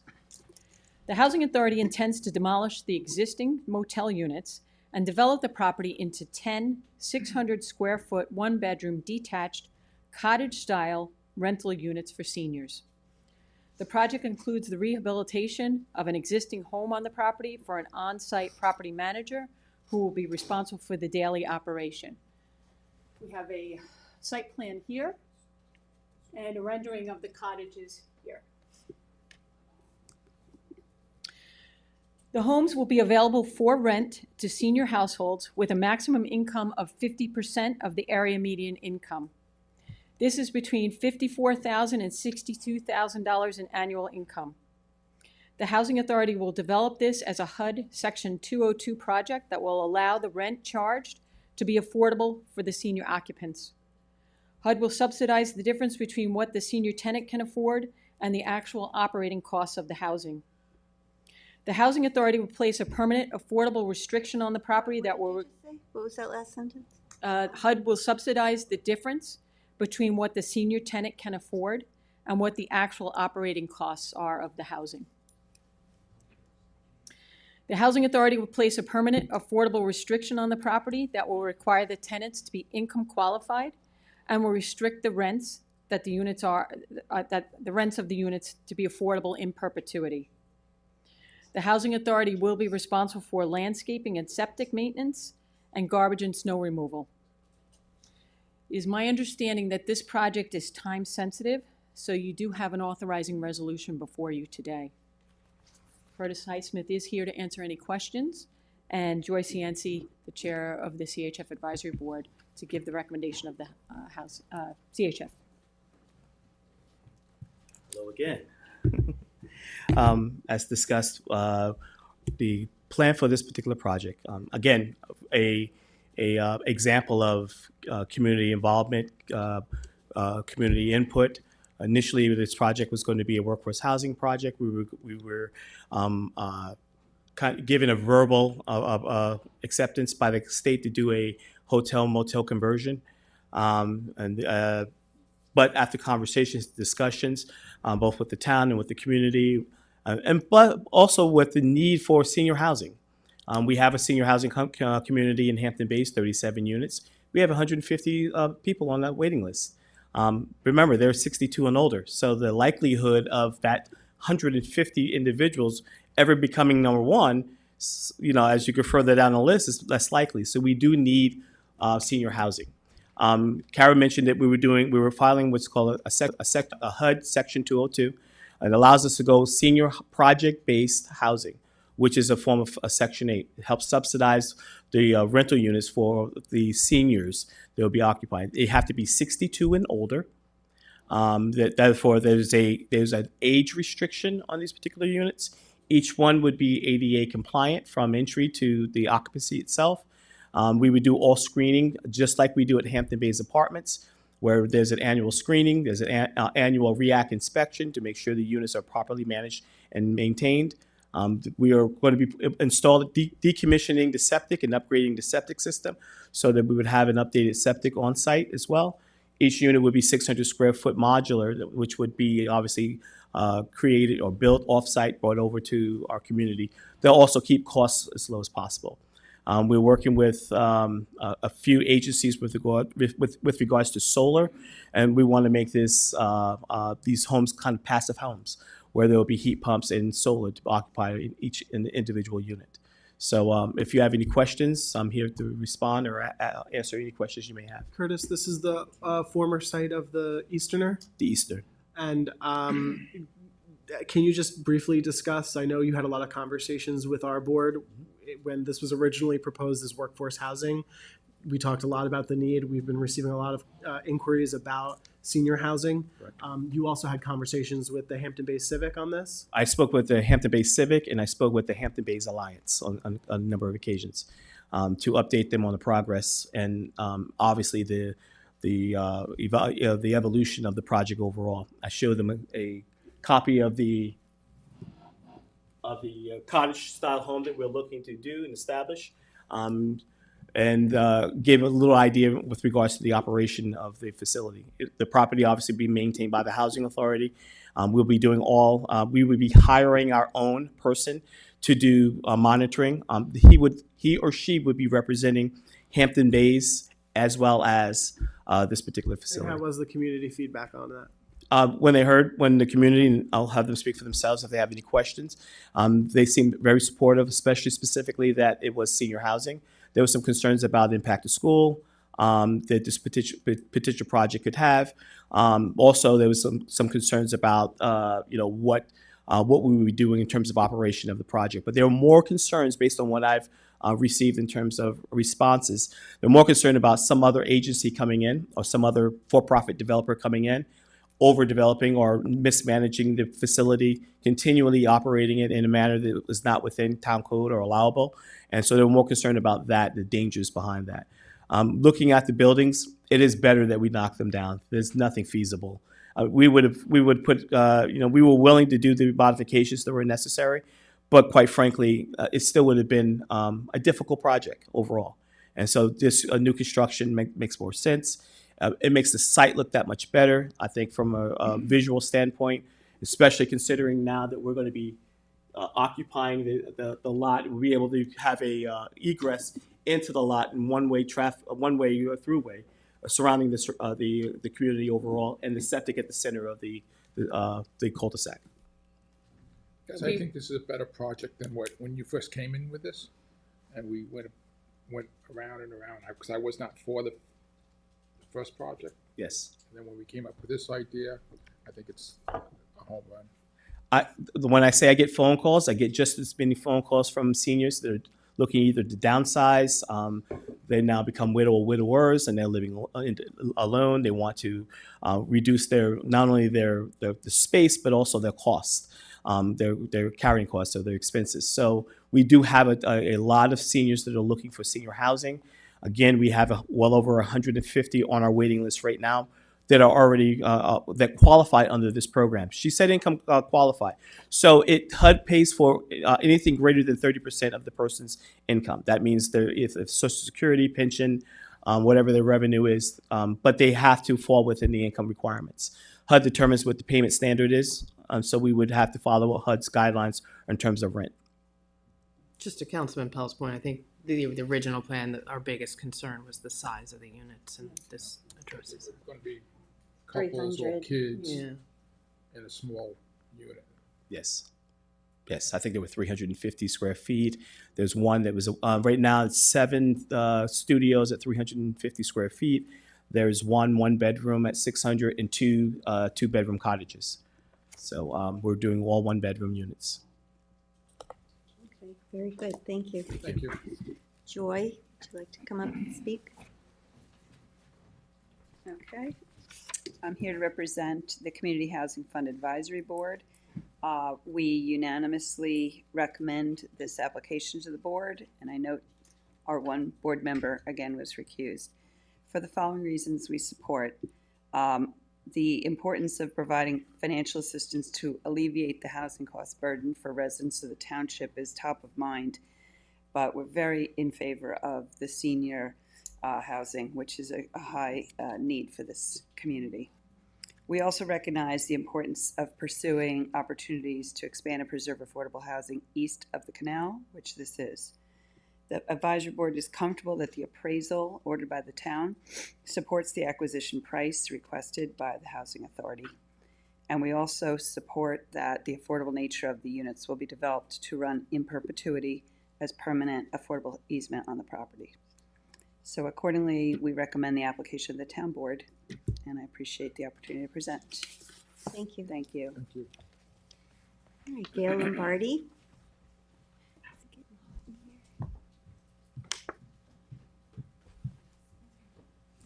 Thank you for the opportunity. I want to go back to the comments I did make. My issue is the fact that when the community housing program was sold to us, it was that we were going to have home rule control. That money was going to be used. So now, again, I go back to using it as seed money and getting other money that may have other strings attached to it. I understand leveraging money. I did it for a living. But that is not what I'm talking about. It has other strings attached. And right now, what I'm hearing is the blurry lines between the town and the housing authority. And it's starting to really bother me. I didn't focus on that. I'm looking forward to seeing the housing authority financial statements. I don't know where they're posted, but I'll make sure I get a copy of those. Because my understanding is it's time sensitive is because on Zillow, it's already listed in contract. So who entered into the contract? Obviously not you. It's the housing authority for $2.9 million of a white elephant that couldn't be sold. And so now where do we now in? The town is in the bailing out people who enter into contracts. You brought the other bill, you're taking it off the town. I'm not opposed to the house. Let me backtrack. One, I'm speaking on my own behalf. Number two, I'm not opposed to affordable subsidized senior housing. I think there's a need for it, and I think the town should be involved in it. So putting that aside, I'm talking about a process. Someone entered into a contract to buy this property. Yes, originally for affordable housing. Now all of a sudden, maybe not the best thing, so now we got to do senior housing. We got to pivot. It's already in contract, just like the Bel Air. There's a resolution already on the town gen, just like the Bel Air. When Jay went in, signed the contract for the Bel Air, and Jim represented, oh, we got to get this purchased. So it is very frustrating to be standing here and kind of feeling like I'm in Jay land. Also having a public hearing. Why have a public hearing if you already decided you're going to buy the contract property? Well, I believe that the contract that the housing authority entered into was subject to getting financing so that they could have walked away. And when he presented it to the board, we said we weren't in favor of the plan, and then he made some adjustments and spoke with the community and came back and said, if it's senior, are you in favor of it? Well, we're having our meeting in March. Civic Association doesn't have their meeting to March, so the only last one that was presented was in January, and Cindy McNamara was there, and we were talking. I don't want to speak on behalf of the Civic. I'm speaking on my own behalf, but as somebody that attends the Civic Association meetings, the last presentation we were made. So that is in the Hampton Bay School District. And so again, based on my past experience, based on secret reviews, things are cumulative, right? It's not like, same thing like you do auditing. You look at the big events, you look at the big transactions, and they're standalone. They have an adverse effect to the financial statements. You look at cumulative effect of a lot of little transactions. This particular project, again, I'm for the project. Let me be clear. I'm not for the fact that the town is taking this ad hoc, like, let's buy anything somebody has available and let's spend $2.9 million on it, just like the building next to the Japanese restaurant. So the cumulative effect of all these properties that you're buying in Hampton Bays shifts the burden from, commercial properties onto the residential properties.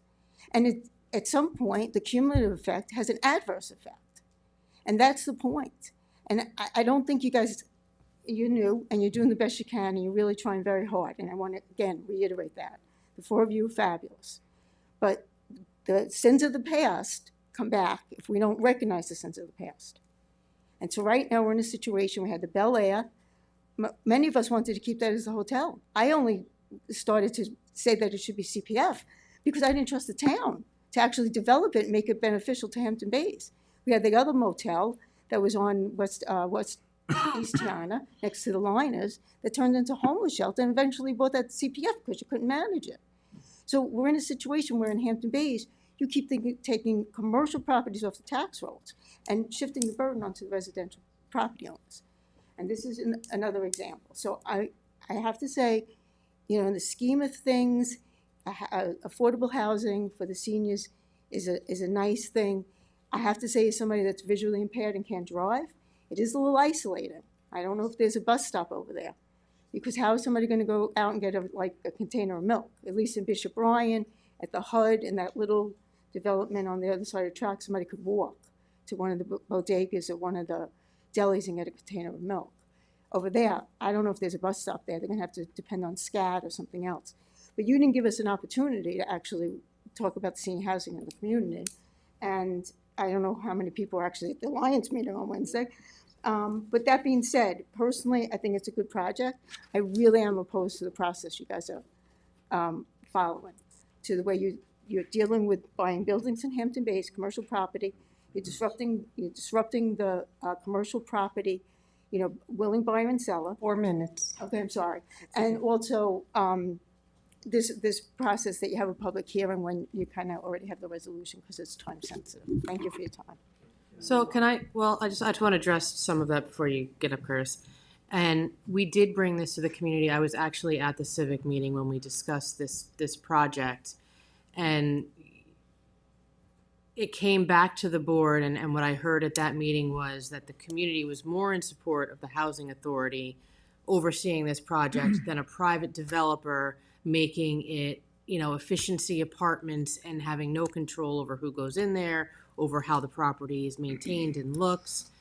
And that's overwhelming what I heard from the community, and that was that they trusted the housing authority to oversee this project more so than a private developer, that it was going to go in there and have year-round efficiency apartments. There was concerns about the school, and there was concern because some of them were 2-bedroom units. So people did feel that there would be school-age children from this there. This then came to the board, and you heard from Councilman Pell and even myself, we were not in favor of going forward with this project because we felt the units were so undersized. We did not feel comfortable putting people in those units as year-round residences. I mean, they were probably fine as motel rooms, but to have people living in those spaces, and we saw the pictures of the efficiency kitchens, and it was just so tight that we said, you know what, the way it is, we don't want to have anything to do with this project. We brought Curtis back to say, what else can we do with this site? Because overall, I felt the community did want the housing authority in charge of this versus a private developer with efficiency apartments. And senior housing. And that's when the conversation about having standalone senior units instead of these conjoined efficiency apartments came into play. And when we saw the renderings and knew that we could get, and Curtis had a commitment already to get funding for the rehab of the units, that he could then put these new units on and not have to worry about new windows and electric and bringing everything up to code and doing the septic and coming to, it became a much more feasible project that we all could support at that point. But at that point, we had exhausted our time on the contract, and rather than lose out on the property, that's why we're at where we're at today, because we took the time to go back to Curtis and say, how do we make this project better? Because we are not happy with what you're proposing to put in the community as it sits. So I hope I didn't speak out of turn for all of you, but that's pretty much where we were at with this. If Curtis, if you want to speak to that. Right. I think we know by now that I tried my best not to operate in the vacuum, and to communicate with the community as best we possibly can, especially when there were changes. When we decided to make the change to do senior, I came back and I had a conversation and met with Ray and with Adam. Met with Ray and met with Adam, went over the program, went over the rendering and what we were proposed. We were planning to come back before the CAC to advise, but I spoke to your chair in efforts to have them come back and report to the CAC to make sure everyone was civic, to make sure that everyone was in the know. I didn't want anyone to be to be operated in a vacuum, or anyone to be surprised by the change. And quite frankly, I thought the change was a delightful one that everyone would be supportive of, because it answered to pretty much everyone's concern. The size of the units, the safety, the actual condition of the facility, even the look of the Eastern was just, people felt it was kind of blighted. So, and then we're doing senior, and we have such a tremendous need for senior housing in Southampton, like we do for workforce housing and youth, young adults and first-time homebuyers and rental. We have a need for all of it. So this was a check to every box. And as for the contract, we entered into before we even entered into a contract, I had conversations with individuals with regards to this being a potential opportunity for us to repurpose pre-existing infrastructure. Meaning not going up, and the first thing we want to do is we want to take vacant lands and build up brand new structures. A way for us to look through the entire community, see hotel, motel, resorts, repurpose them for affordable housing, and not introducing new density in communities. That was my initial plan. I thought that actually was a great plan. It's changed since then, but I think this is a better plan because it allows us the opportunity to make sure it's energy efficient, it's compliant, it's easily fitted for individuals to reside there. But again, we didn't enter into a contract until first there was a consensus that individuals were happy with us proceeding with acquiring this lot. The contract is subject to, meaning if I don't get funding, we don't move forward. That's it. There's no, we're not acquiring it. We're not moving any further. If we don't get the funding for the project, then we just go on to the next project. But I think this is a waste of an opportunity to do so. So I don't want you to think that we're trying to pull a wool over your eyes. It's that we had a contingency to go forward with this project. We had a specific timeline in order for us to get this done.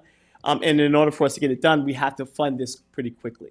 If you have an issue with that, if you want to meet me after this hearing or this proceedings to go over it more in detail, most certainly I would love to. I don't want us to lose the opportunity for the misunderstanding of formality, meaning the process, because it was never meant to be done, and I'm telling you, it was never done behind closed doors and absence of you being aware of what's happening during the process. Thank you. Thank you. Ray D'Angelo.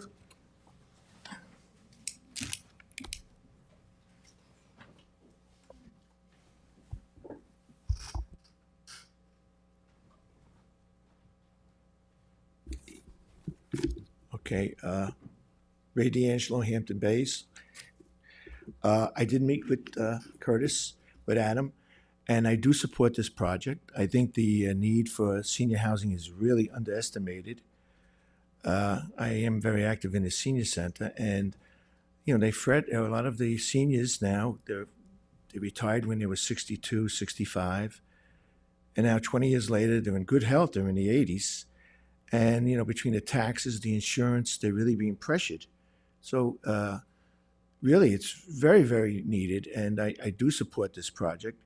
My only concern with the project is the tax bill on the property now is $9,000, and it's being sold for $2.7 million. Am I correct with that? What's the purchase price? 2.7. So how does a property now going fair market value is 2.7 and the taxes are only $9,000? And going forward, because this is in our school district and it does contribute to the biggest tax costs, what's going to happen with that $9,000? Is it going to go up?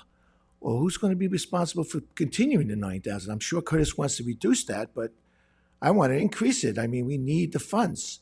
And that's one of the things that we're being pressured on is the tax increases in Hampton Bays. We have a big enrollment in our school district. So that is one of my main concerns. And I do like the buildings that are going up. I do like the concept. I know people that would love to go there that, they make, some of these people, they have Social Security and a little pension. They make about $36,000. And it's very needed. And sometimes we get myopic because, there's a lot of wealth, even in Hampton Bays, the Village of Southampton, Quogue, Village of Quogue, Sag Harbor. We're talking about people that are very, very wealthy, but we do have people that are really just hanging on.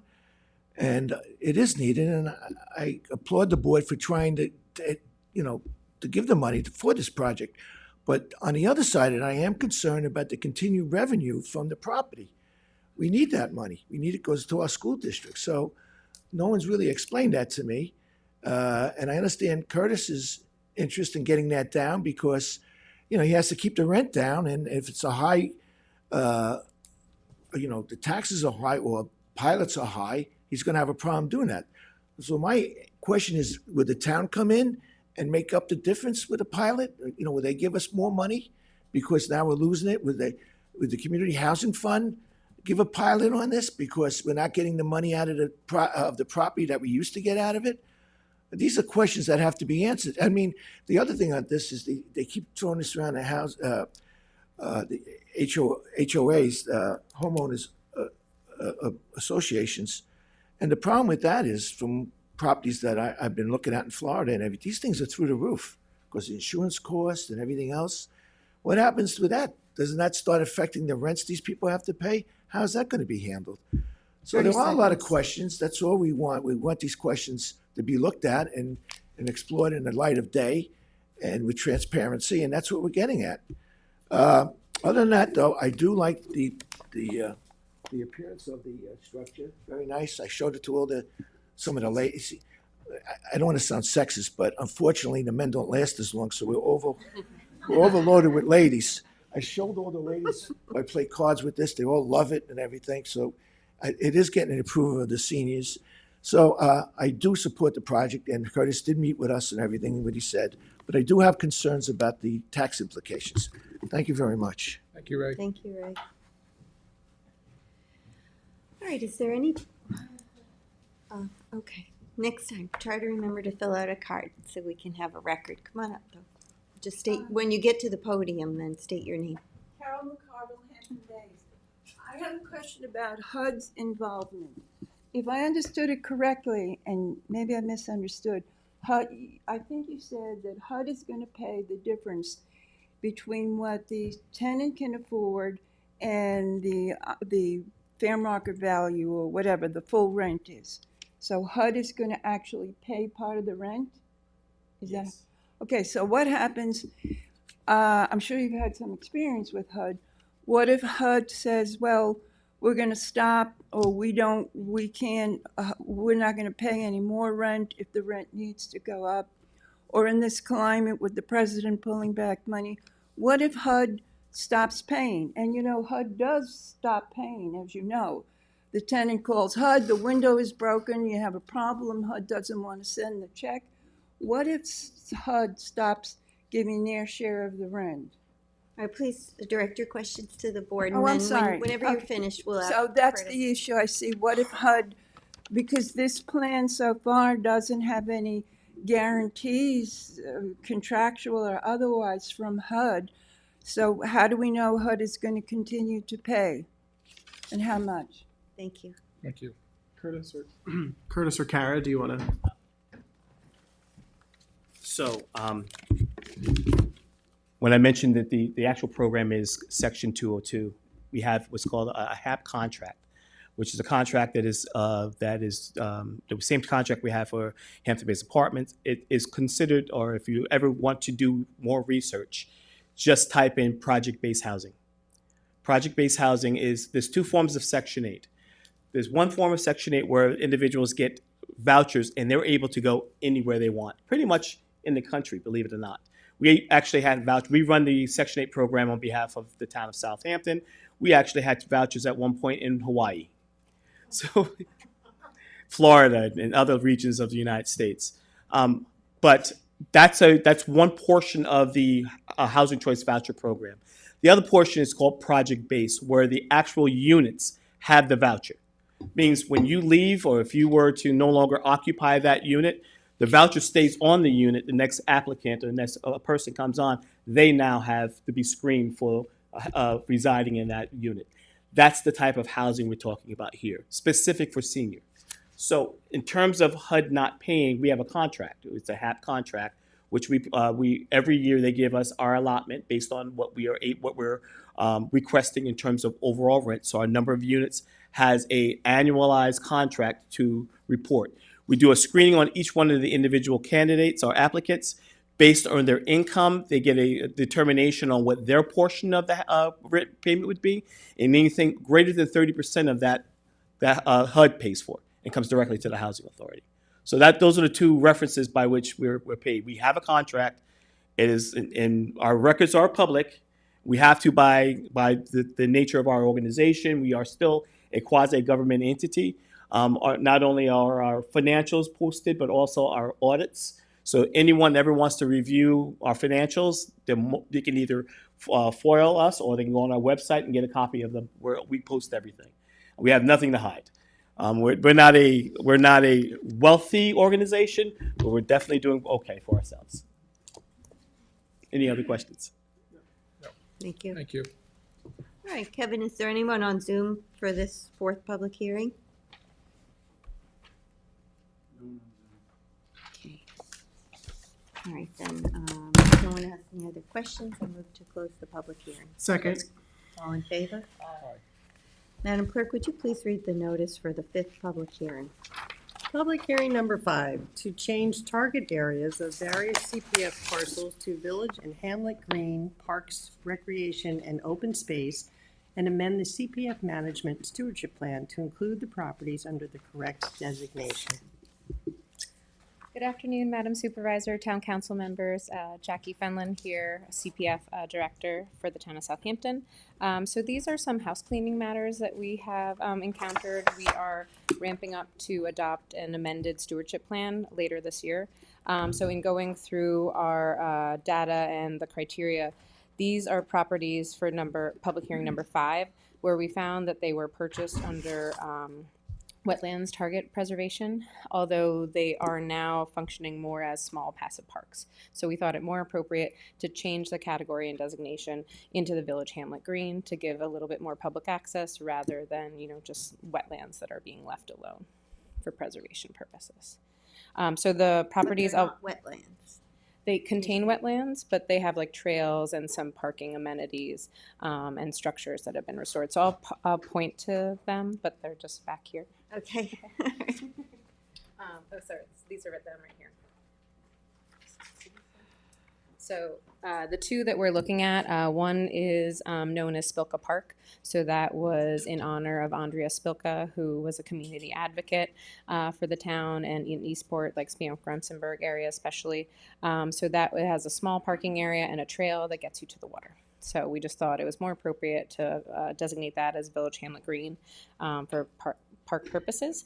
And then the second one is a newly completed restoration project, as well as a walkway and viewing platform and small trail, which we kind of refer to as Birdie. But it's formerly known as Reeves Bay Catwalk. So I would also, welcome the board. We'd like to do a ribbon cutting there. It's on Flanders Road. It's I think it's 1194 Flanders Road. So we're going to do ribbon cutting ceremony probably later in the spring when the weather's a little bit nicer. But that way we would like to also change that designation. So these properties were originally designated on the priority plan as wetland targets area, so they were purchased under that designation. But this is, again, has a parking area, a small restored barn, and a pathway and that walkway out to the water. So it's more appropriate as a Village Hamlet Green designation. That makes sense. Just housekeeping. Yes, correct. All right, well, I don't have any cards on this one. Does anyone on the board have any questions? Kevin, is anyone on Zoom?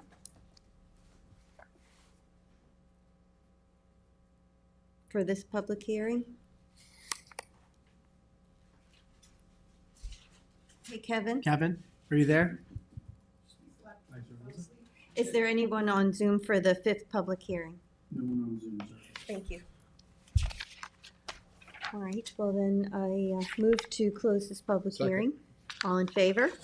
Madam Clerk, would you please read the notice for the 6th public hearing? Public hearing number 6, to change target areas of various CPF parcels to wetlands target area and amend the CPF management stewardship plan to include the properties under the correct designation. Good afternoon. Again, Jackie Fenlon for Town of Southampton Community Preservation Department, Director of CPF. This is, again, another house cleaning matter where we were looking at these properties, and again, they were originally listed as agricultural priority properties. But due to the configuration of development or preservation in the area, we do find that it's better to designate these under actual wetlands preservation target area. Because these properties are no longer able to be farmed contiguously with previous like swaths of farmland. So these are now individual properties that do have wetland implications. So this area is more appropriate to change these 3 properties from agricultural lands preservation target area to wetlands preservation target area. And I will point to them for you.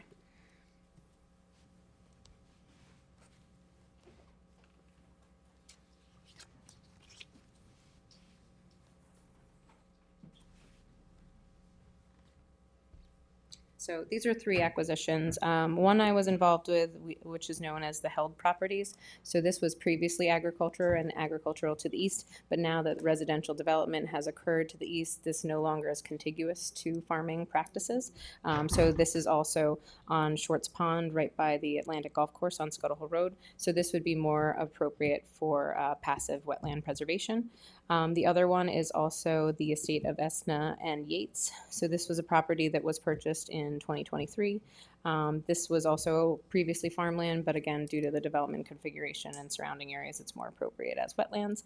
And then the last one is actually a conservation easement, but it was a conservation easement purchased in association with farming. So this is actually more appropriate for wetland preservation as well. So those are the 3 properties before you today. And again, house cleaning so that we can properly designate them for our stewardship and management plan. Mm-hmm. Okay, thank you. Makes sense. All right, again, I don't have any cards for this public hearing, unless anybody has any comments. Is there anyone on Zoom, Kevin, who would like to speak at this 6th public hearing? No one on Zoom. Thank you. Does anyone on the board have any questions for Jackie? No. All right, then I move to close the public hearing. Second. All in favor? Aye. Thank you for bringing those to our attention. You're welcome. And, Madam Clerk, would you please read the notice for the 7th public hearing? Public hearing number 7, consider the acquisition of 670 Middle Line Highway in the hamlet of Bridgehampton, New York, and amend the CPF management stewardship plan to include the property. Good afternoon again. So again, Jackie Fenlon, CPF Director for the town of Southampton. So this is a property located at, as Sunday Town Clerk noted, 670 Middle Line Highway. It is owned by 670 Middle Line Highway LLC. The purported owners of approximately 7.5 acres of land in Bridgehampton, Suffolk County Tax Note Number 900-30-1-4.1. So 670 Middle Line Highway LLC has expressed an interest in selling the property for $2,650,000. So this is designated in the open space greenbelt target area and trails in the eastern GEIS Great Swamp area. So the intent here for preservation would be open space with the acquisition also serving possible trail connection goals due to close proximity to existing town trails. So I will also point to that property over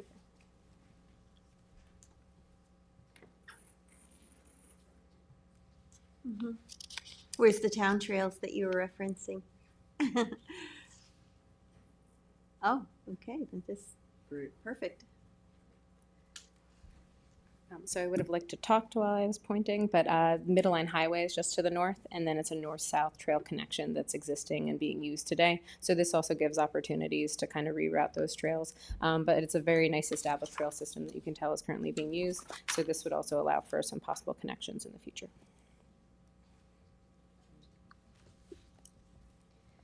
All right, I don't have any cards on this one. Kevin, is there anyone on Zoom for the 7th public hearing? Thank you. All right, well, then if no one on the board has any concerns, then, A hand. oh, I'm sorry, Lorraine? Lorraine Facelio, 23 Nash Avenue, Flanders. I just wonder, well, how do you designate or how do you decide what property is going to be purchased by CPF and what by the housing community? Because this is up in Bridgehampton, east of the canal. Why not housing up there? I don't know what the difference would be. How do you decide that? So, I mean, it's very case specific, but we've already looked at this. This actually only has the residential density for one house. So looking at this one, the preservation goals kind of outweighed. But Kara Back and I actually work very closely together. So if I ever receive an application or an inquiry that I think is more suited for residential or affordable housing, I usually send it her way. And then obviously the town board is sometimes presented and also sometimes suggests that things are better. But in this location with the aquifer recharge, existing, forested, non-disturbed property and only yielding one residential house, this would be more appropriate based upon zoning to be preserved. And Jackie, I think it's also important to mention in that there both the Community Housing Fund and the CPF have independent advisory boards that also assess these properties and make their recommendations accordingly. And as per some of these parcels contain environmentally sensitive matters that are brought to our attention through CPF and the CPF department. Yep, and I did want to add that I don't think Kara's here anymore, but I just wanted to say 205 North Sea Mecox, it's a very good example of where that originally came to CPF, but then the Housing Authority and CHF was alerted to this as being a possible better option for affordable housing. So right there is a good example of how we're cognizant of that, and thankfully with my background in planning, I also can kind of, I understand where community needs are, and obviously we still, if I see that there's a focal point that needs to be addressed possibly for housing rather than preservation, I'm happy to communicate that with the board and, with the housing director. Yes, thank you, and we know you always would discuss that with us, so thank you for that. All right, well, And it's worth noting too, sometimes the CPF advisory board will actually make a recommendation that the site might be more suitable for housing versus preservation. Correct. Yep. Absolutely. All right, well, if nobody else has any more comments or questions, I move to close this public hearing. Second. All in favor? Aye. And Madam Clerk, would you please read the notice for the 8th and final public hearing? Public hearing number 8, to consider the acquisition of a portion of the lands of Sag Vine located at 775 Middle Line Highway in the hamlet of Watermill, New York. Good afternoon again. Jackie Fenlon here, Community Preservation Fund Manager and Director. So this is a property that actually has been being considered by the CPF Advisory Board and the Town Board for quite some time. This is owned by Sag Vine Properties LLC, who are the purported owners of 775 Middle Line Highway, for a total property area of 5.2 acres. This property is also known as Suffolk County Tax Number 923-1-81.3. And this is a situation where there is an existing communications tower on the property. So we have been evaluating, existing leases, and the owner unfortunately is not able to take down the cell tower or to sell the property to us outright for the full purchase of the property. But in looking at this one, it does have open space objectives, and there are also trails to the north and to the west, and you can see the preservation pattern. I will point to the property, which is posted on the wall. But this would be to purchase a portion of the property, allowing the communications tower to remain, because there are existing leases that are still pending here, for $480,000. So this would preserve the perimeter of the property, reduce any potential future residential density, and it would also be covenanted that we can get basically first dibs on the individual property that would be left alone, so that we can complete the preservation goal in this area. I believe you can actually take the wireless bike with you. I can take. Ooh, which one's wireless? The little This one? Yeah. Yeah. Oh, it's attached. Never mind. It's Velcroed. It's Velcroed. Sorry. I was gonna do it. Okay, I'll point to it. At the tower, we're not buying the property. We're not buying the Tower's communication on. tower, so we are carving that out. So it will be subject to a subdivision. Should I just give her Jim? Just give her Jim. Yeah. Here. All right, I'm going mobile. Oh, it's very loud. Don't go so close. So this is the property right here. So we are purchasing this diagonal line and hashed area here. There's no ability because of current leases to purchase this communications tower, but we have provided for area and work closely with the property owner so that there's still area for maintenance and parking and turnaround for vehicles. And it would also exclude the driveway area that's necessary to get to the communications tower. But I'll point to this now. This is actually an existing trail. And there's also historic trails that actually meander through the property and also to the east, which we would now be able to hook up to. And then the Pomnock Path is in the unimproved portion of Middle Line Highway just to the south. So this gives us other potential options for trail preservation. The property did have previous disturbance, although all of that disturbance has ceased, and this will be allowed to revert back to native vegetation.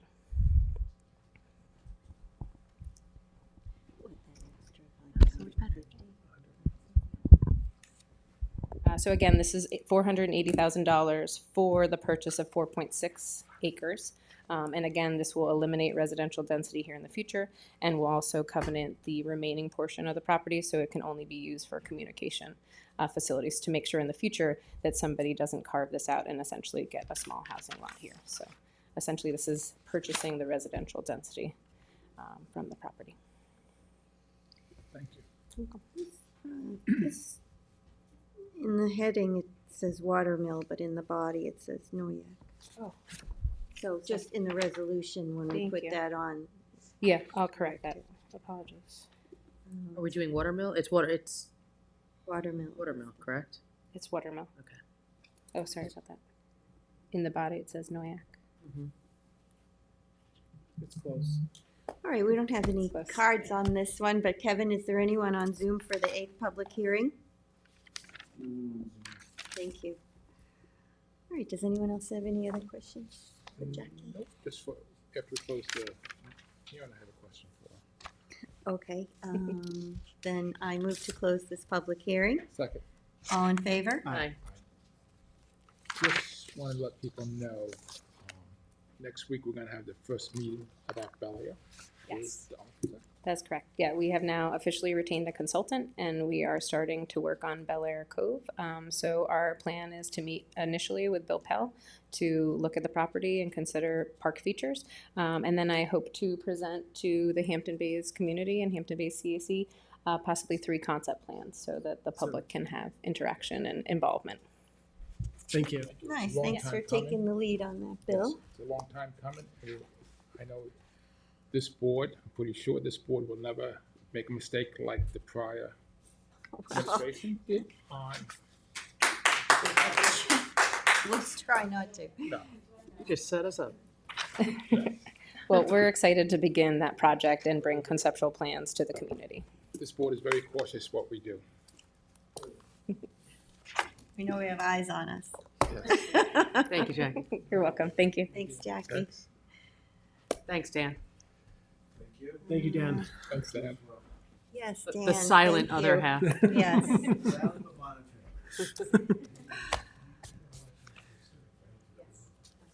All right, well, that brings us to the public portion. So I do have some cards here. First one is Adrian Woodduck. Hi, there you are. Is it Woodduck? Yeah. Woodduck. Woodduck. Good afternoon, Adrian Woodduck. I just want to say that I live in Flanders and I am the new chair of the beach committee, and our president is going to address our issue. But I just want to say that as a year-long member of the Sustainability Committee, and being in the Citizens Climate Lobby, which is a national organization, I've worked out here for a couple of very prominent landscaping firms, and it really warms my heart to hear people talking about inclusion and things that are taking a beating in our national government now. People caring about oak trees. Our neighborhood, Flanders, is full of oak trees. And I don't know if you know who Doug Tallamy is, but he's this country's greatest horticulturalist. And oak trees are the most important living thing that in vegetation to the diversity of our natural world. And we, as part of the natural world, I have to speak for myself. We've been very greedy and very selfish and done terrible things to this world. And at this time in particular, we really need to come together like this and care about each other, regardless of what side of what aisle we sit on. And I just thank you all for allowing us to have a voice. And the fire situation was fabulous. I was there before the firemen, and it was very exciting to see how well that was handled. I then headed to Manhattan, and I was halfway there, and there were still emergency vehicles coming from everywhere to help us. Mm-hmm. And at times like this, that's made me cry. Heartwarming. We have to all work together. Thank you for saying Thank you, that. Adrian. Gail Lombardi. Come on back up, Gail. I get my money's worth. You do. Down here, let me tell you. Okay, yes, I do want to bring up the fires. Neil and I were out and about, so thank you. Supervisor Moore, I saw you on TV, Ryan Murphy. But I always have to bring up, Michael and Councilperson Iacilli and Supervisor Moore. You were at January's meeting, and you remember that a town board, a civic member who was a New York City police officer actually brought it up. So I think it's important now that we actually have seen the damage that can be caused, that the town board take the lead on working with all the agencies now to protect what we have. Hampton Bays is very congested, and he talked about the site where Bess is and the dead trees, the form where they, all that. So that being said, the next thing is the hotel motel situation. We have these fake narratives going. We don't need hotels. We do need hotels. Long Island Business News says we need hotels. Here we say we got to get rid of hotels. we need to really figure out what we're supposed to be doing with hotels and motels. When Stan Glinka was town council person, he had run an incentive program, and they rehabbed a beautiful hotel in west of East Diana. So, the Easterner, yes, Councilperson McNamara is correct, but it's because we don't trust the government. I mean, most of us don't trust the town to do something with, put up a good motel, and then the next thing is they're going to allow it to be a homeless shelter. You know what I mean? That's what, again, we have more faith in you, but we're coming off of, years of bad government. Bel Air is a typical example. We didn't trust, you wasted $1 million buying that property. And so now I go back to the seed money. I'm shocked. You're taking town money and providing seed money to a project that, may or may not, probably will be successful, those 4 projects, but maybe not. Maybe they won't pass some secret review. And that's town money, seed money, that's used to raise other money, and you don't know all of the the restraints that are going on with that other money. I'm assuming the committee does, and that's why they guaranteed it. So I personally need to spend more time on that. But the other reason that I'm here is that, is this another best situation where, we had, and I know Cindy, Councilwoman McNamara was a champion for this, so I thank her. Jay's World, he opted out, he didn't opt out of the cannabis zoning, all the villages did. Hampton Bays wasn't supposed to be, the rat test, and we are the rat test now because the North Fork Bank now is considering a cannabis site. It's before the planning board, the old North Fork Bank, the dilapidated building next to the Carvel. And Supervisor Moore, about last year when you were at the beautification, it had come up. And so now, again, it's a best situation where you had, Jay making a bad decision, then Cindy having to bob and weave with Rick Martell trying to get reasonable zoning so that it wasn't in village business, it wasn't next door to a school, and on top of it, you still had to, and Councilman McNamara, correct me if I'm wrong, you still had to go along, it was no longer home rule, you had a situation where you had to abide by the state. So again, I go back to those grants with the housing, are we going to be in the same situation? So I've gotten phone calls personally about the situation because it is very close, and I'm saying this to you because I know it's before the planning board and I know it's a wall, but you guys are responsible for the zoning, you have the contact with the state. And this poor developer is doing what he thinks he's allowed to do. It's very close to the St. Rosalie's, which has a preschool.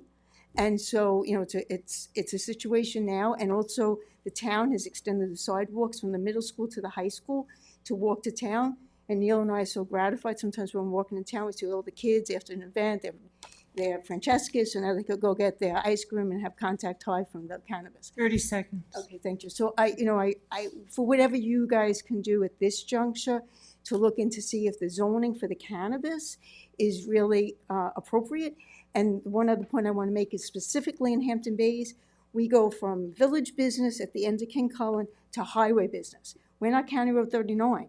And the businesses along that strip are really more village business type businesses. You could walk there, you could walk to Carvel. So I appreciate if you can see if there's something that could be done to potentially look at changing the zoning, or maybe the application, working with the planning board to maybe this particular application may not be appropriate. Thank you. Thank you. I'll just speak to that briefly. Where we're at right now with that is, they didn't opt out, so we came up with, as you said, the zoning that we felt was the most palatable at the time. We fought against village business because we felt like the villages had opted out. The hamlets weren't allowed to do so, so therefore I didn't feel it was appropriate or fair to put it in village business, which we didn't. Where we're at right now at the state is the state, I don't believe, had enough municipalities opt in for better. I mean, we never really did anything. It was kind of like by default, which I think it was engineered that way. But there's not enough municipalities participating in the cannabis program to where they are not getting the numbers of dispensaries to support the state, the production of cannabis. Therefore, the state is now, you've seen it, they've said okay to farmers markets. They have put up a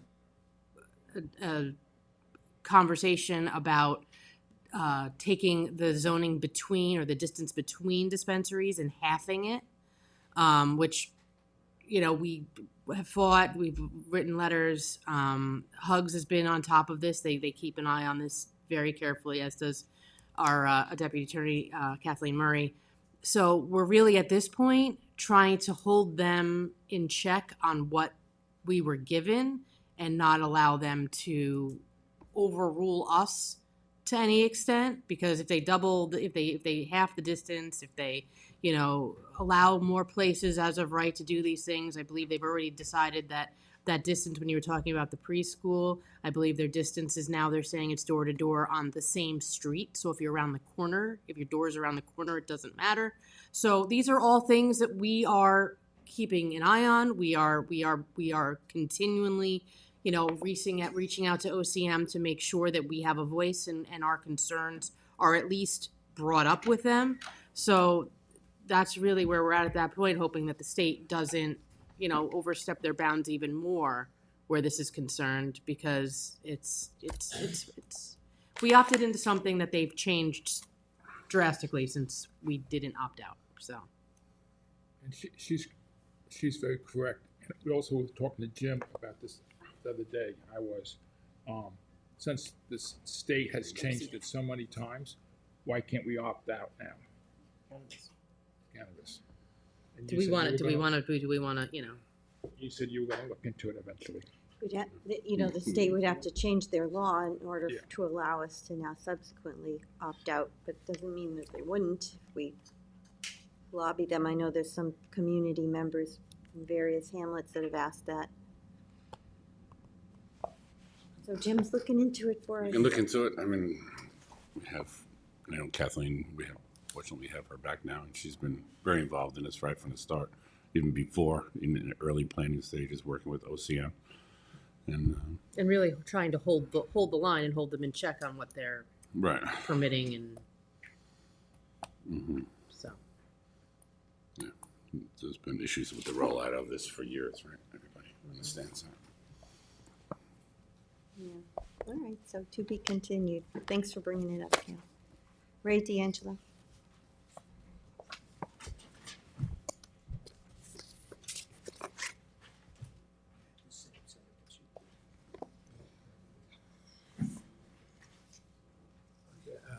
I have a lot of stuff here. I'm going to go over 3 minutes, but it's all different things.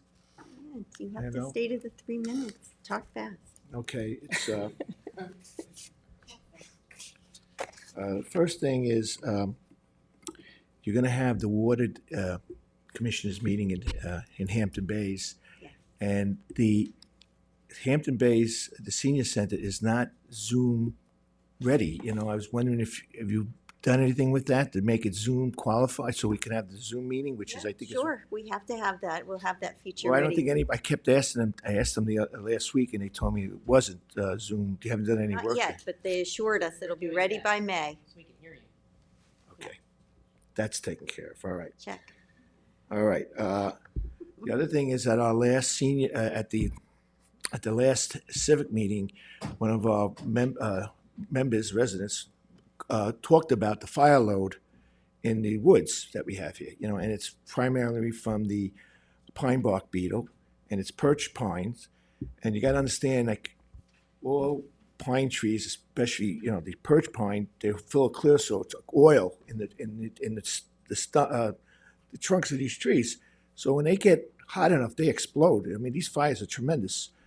So he brought it up, and the DEC has a program where they want, when they chop these trees down, to let them stay where they go down because of the pine bark beetles. So I don't know if that has to be revisited, and maybe these things collected somehow and have a controlled burn or something. I don't know, but these are very, very tough and dangerous fires to fight. I do have a meeting with the Pine Barrens Commission next week, Yeah, so I I'm mean, going to that's ask them about that. I told them at the meeting because they were really upset. I said, "Well, this is done intentionally. There's a method to their madness." Okay. Well, then the last thing is I going to speak about the 93 East Montauk Highway. That's the building that the old North Fork Bank, that they want to convert to a cannabis situation. It's right next to Carvel. And I can speak now as a grandfather. I take my grandchildren there in the summer every night. So do, I guess, most grandparents and parents. I mean, the community, as more and more people realize about, come aware of this thing, is overwhelmingly against this location. The other problem is the church, St. Rosalie's Church, which I attend. I'm a member of the Holy Name Society. It's the whole campus. They have preschool. They have religious instructions. They have a drug intervention program there. And if you look at the whole campus, it's within very close. It's less than 300 feet from this location. If you have to go all the way to the building, it's a little bit over 500 feet. But I just spoke to the pastor this morning, and he's made this point, and I'll make it, that it's the whole campus. You know, these kids, I was there yesterday, and we have all these little children walking around going to religious instructions. It's a terrible, terrible sight. And the debate is not whether people should smoke or not. That's not the debate. It's the location of this facility. And whatever, I know it's in front of the planning board, which I will appear in front of and send a letter to, but I'd want to make you guys aware of this situation. It's terrible. Okay, and you know, just to go back to, I mean, I'd like to go backwards, but you know, half the town is excluded from this because the villages were excluded. You had a good choice to opt out at West. Yeah, I mean, we weren't excluded, but we all had the opportunity. You opted out, but Jay opted us in. You know, and you know, it's really inappropriate on his part. He was the supervisor of the whole town, so half the town he's going to subject this to us, and the half weren't. And of course, Hampton Bays is under the gun here again. So it is very disheartening to us. It is very upsetting. Okay, now, the other thing about these facilities, and I'm going for my friends in the city, because I am friends with a lot of police officers and everything, they're very, that 8 or 9 times more likely to be held up because they're cash businesses. They can't use credit cards. So there's a security issue with this. Okay, now, and the other thing, I just want to give a quick comment about the Westwood. I just wanted to, I continue to support the lawsuit. I think it's necessary. Hopefully that the nation will come and open a dialogue with you guys. Right now, without the lawsuit, I don't think there's any push from any leverage on them to come to the table, and they have to. They need us. We need them. I mean, we need to discuss this. And without the lawsuit, it's not going to happen. I can see it's not going to happen. So again, I urge you to maintain the lawsuit, so we can get at least a dialogue going on this. And that is it. I want to thank you very much for your time. Bill, happy birthday again. You right? Thank you, You're not Ray. as old as I am, though. Thank you. I'm right behind you. And just to let you know, there was a hearing yesterday there was an oral arguments on the motion for a preliminary injunction, and the judge told us that she was going to have a decision by the end of the week. How about the monuments? State. How about the monuments, which are now, States. you know, they're criticizing the monuments, going after supporting one candidate, which I think is totally inappropriate. You know, they say that they, Well, I mean, that's, and how we, is you know. supposed to be an injunction on that for that? Well, there is, but that's up to New York State to enforce that. We can't enforce that. Why are you putting him back at the podium? Wait, to me, I just, you know, I'm just going to say that, you know, we had at the debate, we had the nation there, we allowed them to speak, and, you know, we were happy that they came. We want to be fair, but it seems like, you know, they talk with, you know, two different sides of their mouths with this thing. You know, first they don't want to talk to us and everything, but they want to get involved in the political campaign, which I think is kind of inappropriate. That's my personal opinion. Thank you. All right, Lorraine Pacelio. At least you're not last like last time. Good afternoon again. Lorraine Pacelio, I'm the president of the Bayview Pines Civic and Taxpayers Association, Inc., and also a member of the Beach Committee. And that's what I'm here to talk to you about. I know I send emails, and I know you guys must get bombarded with emails, and that's why I just want to formally put this on the record and just to make sure that at least it's read before you all at least once. So our residents are patiently waiting for an update on the project that was approved for funding in December, but was placed on hold as a result of our community meeting on January 24th. And Supervisor Moore, we thank you for intervening on our behalf, but your last communication on February 10th was that you spoke to Highway Superintendent McCardle and that the engineer would be making changes. And hopefully we would have something in the next couple of weeks. But it's been 4 weeks and we have heard nothing. And yes, Mr. Ortez also emailed us telling us he would look into it on your behalf, but we are also waiting on him. And then I did write back to you again, Just telling me that it's the same thing. There's no status. The trustees that are handling it, that there was some miscommunications and that highway is it's the highways project and that they were going to let the engineer that they hired make some slight adjustments to the plan and then present it to us. So I don't think we've gotten those back yet from the engineer. Okay, well, this is something that's been going on for many, many years.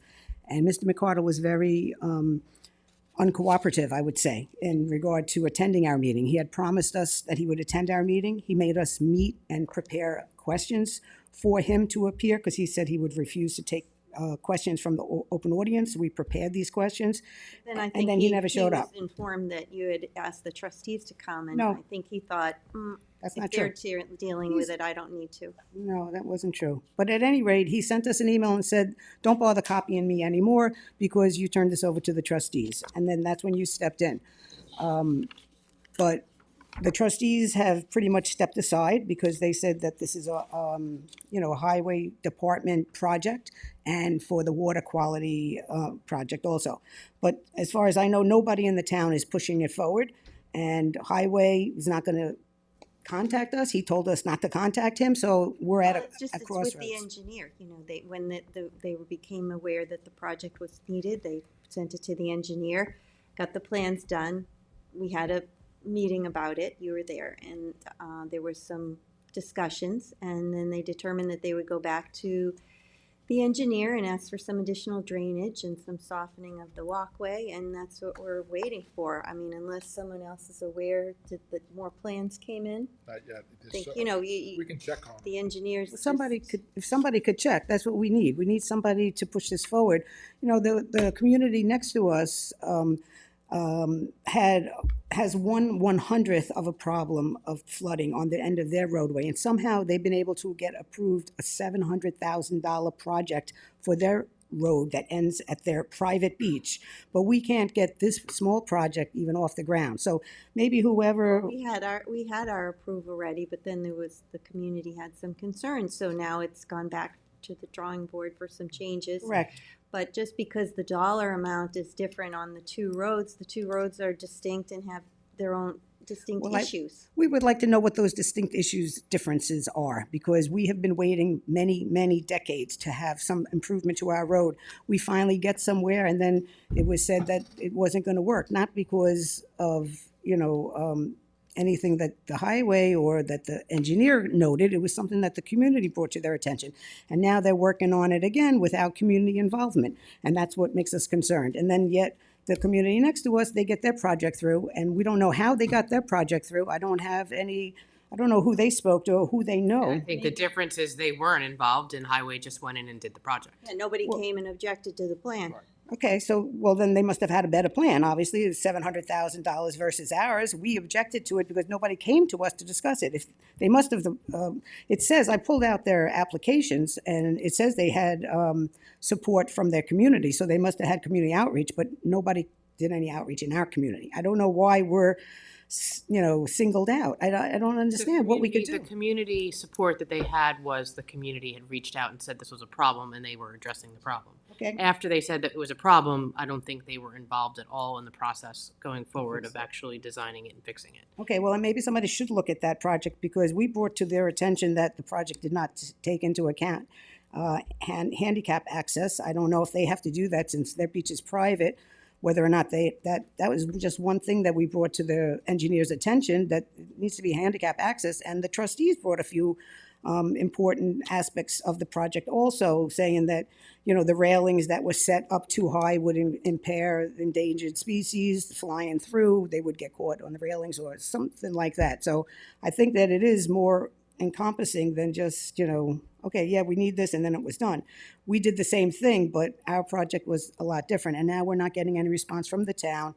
The engineers don't know who the hell we are. Nobody ever reached out to us, to our community, for input, and I need help. We need help. That's what I'm here for, to ask for help and to please acknowledge our emails or respond to us, come to our meetings. And also, I just want to note that our Crohan Center also needs to be Zoom enabled. We used to have board meetings there. You guys used to come down before Zoom came about. And there's no reason why you cannot have a meeting down in our community so you know where we live. We're a large community, not just Bayview Pines. You know, we are Flanders, Riverside, and Northampton. And I just want to thank you, Mr. Pell, also for supporting or not supporting the best development that's going to take place next to the Phillips Avenue School, and we hope that that project also is scrutinized very carefully. Thank you. We know about Flanders, and a lot of us often go to the Franca meetings, so we are familiar with it, and we're going to be outfitting the Hampton Bays Senior Center with the Zoom features, and I don't know why we couldn't do that in Flanders as well, but we're, you know, one step at a time. Okay. Yeah, we need the same thing, because we like to have our meetings on Zoom also, but it was very hard at the January 24th meeting. A lot of our members couldn't participate the way that they wanted to, and we really need that assistance, so, okay, thank you. Thank you. One of the, Can I add something? Well, go ahead, make it fast. you can take it out, Ray's minute next time. Adrian Woodduck, Dale Avenue in Flanders. I live just off Long Neck Boulevard. And I was at the meeting where the money was approved for this project and where something was presented.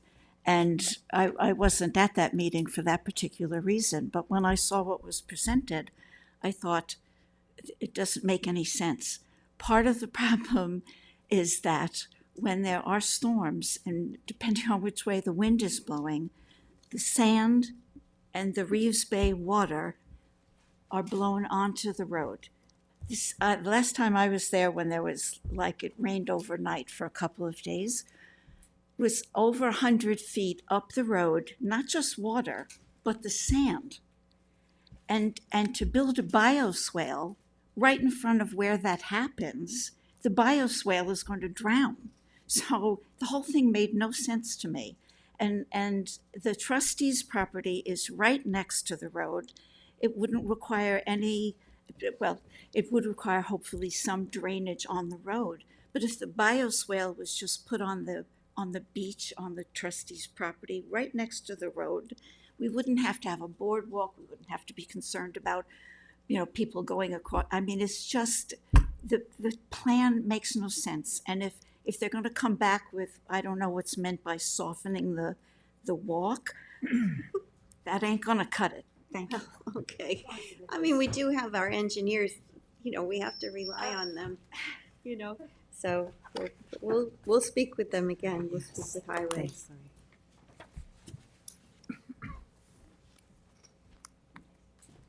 Okay, Lynn Murcott.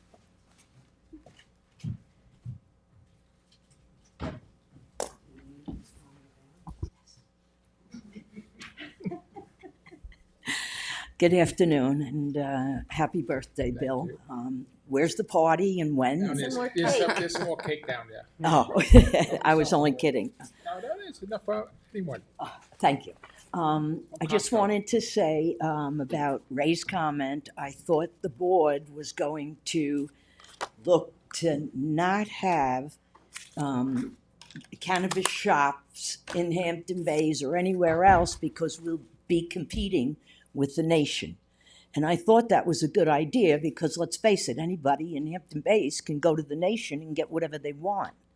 And I know the place in Riverhead that, I don't know, got permission, that massive place, their prices are so expensive that Gail told me. Yes, yes, we're born in the 60s. Yes, everyone throws me under the bus. Anyway, so I would just like to state that I thought that was an excellent idea because it solves two problems. They need money, and we, and I, like I said, if we go to Hampton, if we want, we've got the reservation right there. So as far as that's concerned, and that, might be a point to bring up with any laws that they're trying to force on us. The third thing, because Bill's birthday was first. The third thing is the Hampton Bays Diner. I hear people talking about trees and everything else. I just got back from vacation. I passed it and I almost died. I mean, why did they have to take down? I know it's an eyesore, the diner, but why did they have to take down all the trees? I mean, they make it so much worse. There's no reason why one tree can be left here and one there. They just seem to clear cut everything in Hampton Bays. I don't know if that happens in other towns, but I know on Newtown Road, I know there's a development there that was clear cut many years ago. I wasn't allowed to take down a tree on my property. Not that I wanted to, but I just wasn't allowed. But there are so many, and even there's two developments on Newtown Road where they had to take down every tree, and it was not necessary. So thank you for hearing me, and We're working on a code for that now, right now, to, good. Okay.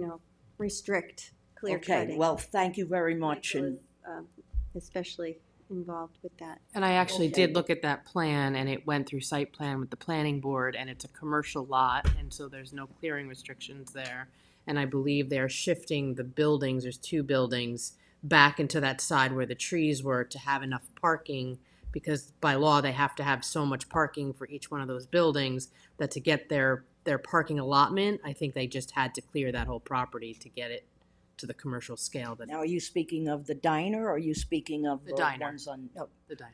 okay. And I heard that we're ready to issue the demolition permit, but that we're waiting for the state, the DOT, they have to issue permission as well. That's what And it's going to be another medical building, right? one of them. I don't know. Oh, yeah, I don't know. Well, if the there's two second buildings. one- I know two one buildings is, going in? yeah, but they're set back. And I know the planning board made them put in an extensive landscape to, when you drive in, you don't, it's not the building on the road, they're set back, and there's, landscaping. I'll tell you, the one thing that's nice is all my doctors in Southampton are moving to Hampton Bays because they can't take the traffic in the morning.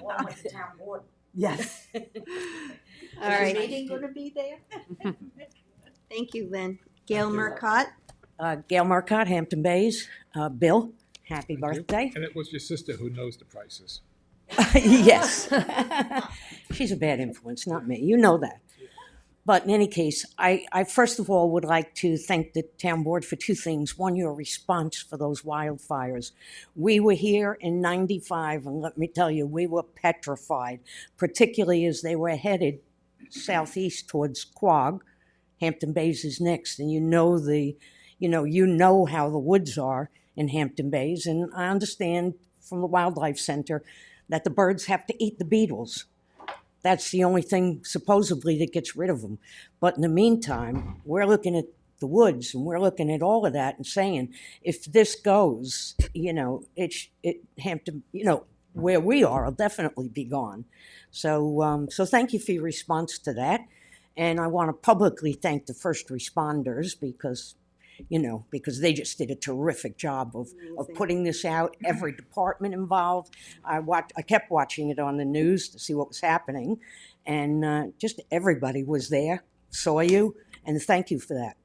Now, the second thing is, I would like to thank you again. I know Ray did too, but for the litigation on the Westwoods property. I'm afraid that a new mixture of the board might not think that's a good idea, and I'm not going to say anything more than that, but as far as that goes.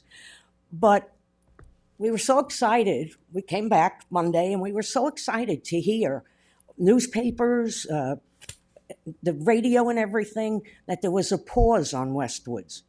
And then when we looked into it, the pause was on burying the gas tanks. So we're like, okay, they can't do anything, they can't operate, but they don't need to operate with the gas tanks now anyway. I should say the submarines, because that's what they are. But in any case, when we looked at the drone pictures that a neighbor had taken, the gas tanks are already buried. So what's the pause? And I want to know, I saw the letter that you guys signed for the pause with them. Maybe you can tell me or not tell me what happened there. Because it says it's a pause, and all of a sudden you look and they're already buried. So we found out yesterday that the judge actually didn't sign that order. She wanted some clarification on a few things. And as they explained to her, they felt that the covering of the tanks with soil, that's not what they meant. They meant that they wouldn't cover them with concrete and asphalt. And so she wrote that into the order yesterday, but she said she'll have a decision by the end of this week on the preliminary injunction. Okay, that'll be nice to hear, hopefully, and then I'm just not sure how that's going to be enforced. Is there a way to enforce that if the judge says so? Because in our nation, it doesn't seem to be happening. We'll have to see how her order's written or what she decides, because we don't even. But if she does, is there a way? Because you can't enforce your stop work order, or didn't, whatever. So is there a way to enforce a judge's decision? What do you think, Jim? Well, yeah, I mean, I don't honestly, I don't know that if there's a court order, I don't know that the construction company will continue working because they're a national company, and I don't think they want to go against a judge's order. That's just my. Probably more likely to have that. Okay, well, that would be good news because, again, all we want is we want everything stopped until it's decided what exactly can be done there. You bring a contempt of court action is what you do. If there's a violation of a court order, then you bring a contempt of court action, and then, but you are still dealing with a federally recognized tribe, so you do have that issue. But as Councilperson McNamara mentioned, we may be better off enforcing against the contractor. Yeah. We might have better luck with them, but we'll see. We don't know what the decision we had. It was a very intensive hearing yesterday, and so we'll know more hopefully by the end of this week. Okay, and again, thank you for staying with that because, to the community, it's very important. I mean, if those things were filled with gas and those wildfires hit that fuel that's already there for them because of the pine barren beetle, what would happen. Thank you. Yeah, well, the attorneys were very professional on both sides yesterday, and the judge said she commented on how impressed she was with the papers that were submitted, and she also said that I just lost my train of thought. Was that televised? No. It was, So we can't see. No, and she it. did have concerns for the community. Okay. Yeah. So she understood our concerns. Oh, yeah, that's what I was going to say. She was very well versed in what was happening. She clearly read all the papers and was conversant in the issues. May I just ask a question? You can. Was the casino mentioned or part of that at all? Because Newtown Road's going to go right to that casino. I mean, convention center, whatever, casino. No, we're just focused on Any the mention travel of plaza. that or no? Okay, thank you very much for your time. I just wanted to add that you look very nice on the billboard. Everybody looked great. Like Councilman Pell said, at least we're smiling. Yep, that's right. I pass it every day, and I think it's very nice. You look nice on Channel 12, too. All right, Carol McCarville. Carol McCarville, Hampton Bays. So I just want to bring to your attention, I'm talking about the proposed cannabis store. Bring to your attention the lack of other New York laws that are going to cause a problem with this. So I think it's not a good idea to have the store at this time. It's not just a zoning issue, it's a safety issue, it's a driving issue, it's a law enforcement issue. Here's just some of the thoughts. New York law allows, and I must say, I just yesterday participated in a statewide lawyers conference on the selling of cannabis, so this is fresh on my brain. New York law presently allows you to use cannabis in the store.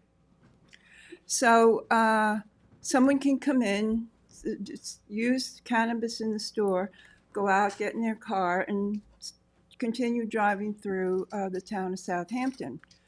There's no requirements about not being able to serve it, and that presents a problem because no one is controlling how much a customer could use. That problem is further compounded by the fact that the marijuana sellers, the store owners, under New York law have no liability for selling it. The analogy, the way to look at this is to compare it to the New York alcohol sale laws. If you sell alcohol or serve it at a bar or a restaurant, there is New York laws that says that you have to make sure that you're not serving it to someone who's already drunk. And if you do, and if they get into an accident, then you, the seller of the alcohol, is liable for the injuries that their intoxication caused. So that creates a responsibility on the seller to be more careful about to whom they're selling and what condition the purchaser is in.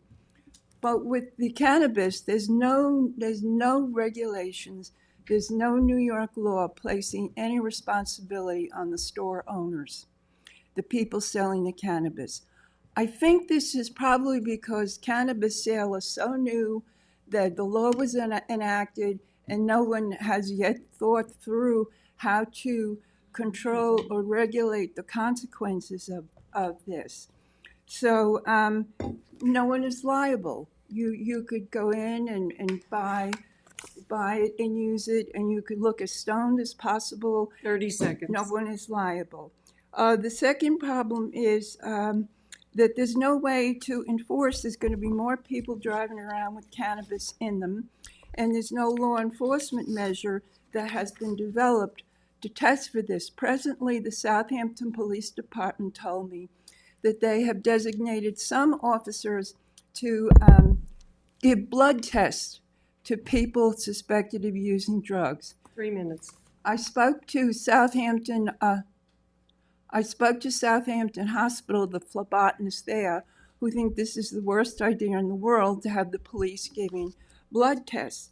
So there has not been put in place any law enforcement testing enforcement component to address the fact that we're selling marijuana to people who get in their cars and drive away.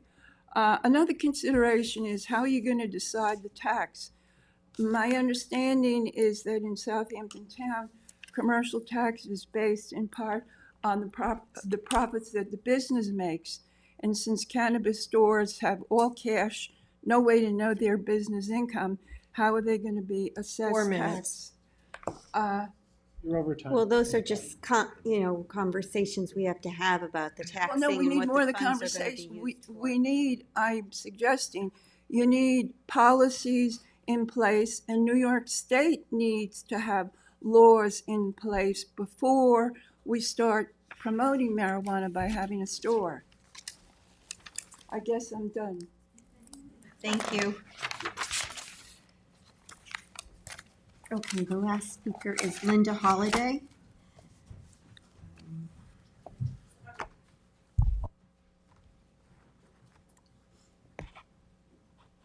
Hi, Linda Holliday, Hampton Bays, first-time caller. I'm here because I got involved in this Westwoods project because some of my neighbors are deeply affected. I'm a little bit affected, and made me fall in love with Hampton Bays even more. Many of us have donated our own money to support some kinds of process to protect the rights of not just us, but the Peconic Bay and all of the other quality of life issues that will affect everyone in Hampton Bays. And Hampton Bays, is the life support system for the South Fork. We educate all the kids. The workers come from our great schools. We have affordable, wonderful housing and great parents. And all of that is under siege if this gas station and casino destroy the texture of our community and draw all of our resources from us. So I too support this legislation. I know it's in process and you guys are working hard, and I'm grateful for that. But I also look at this and wonder, why don't we have more vision and imagination? Why aren't we trying to help the Shinnecock do this? With all the havoc that this is going to wreak, and it's not just the gas station and the casino, it's the crime, it's the drugs, it's everything else that it will bring.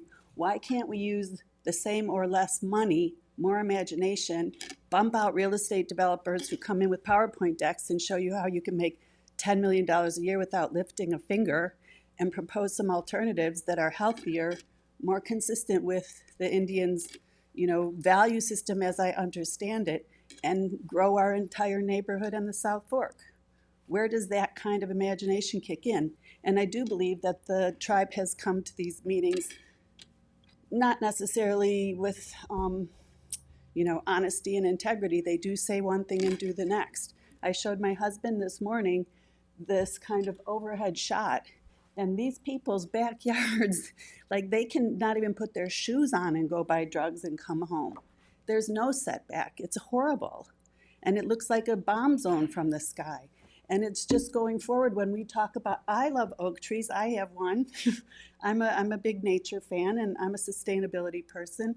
But the amount of carnage that's being created already and being proposed is so far greater than the kinds of things we're talking about, basements and no basements, 30 seconds. I don't have any more. That was it. And thank you. I know it's like, I went lobbying for the first time this year in Albany. It was wonderful.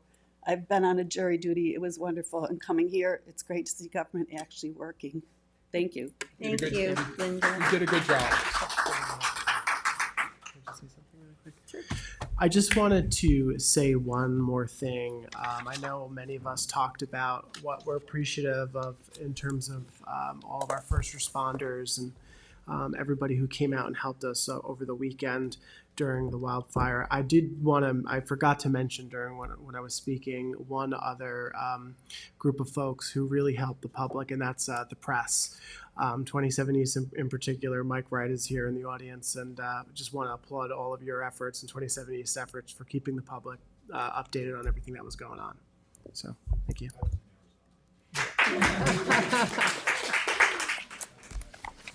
All right.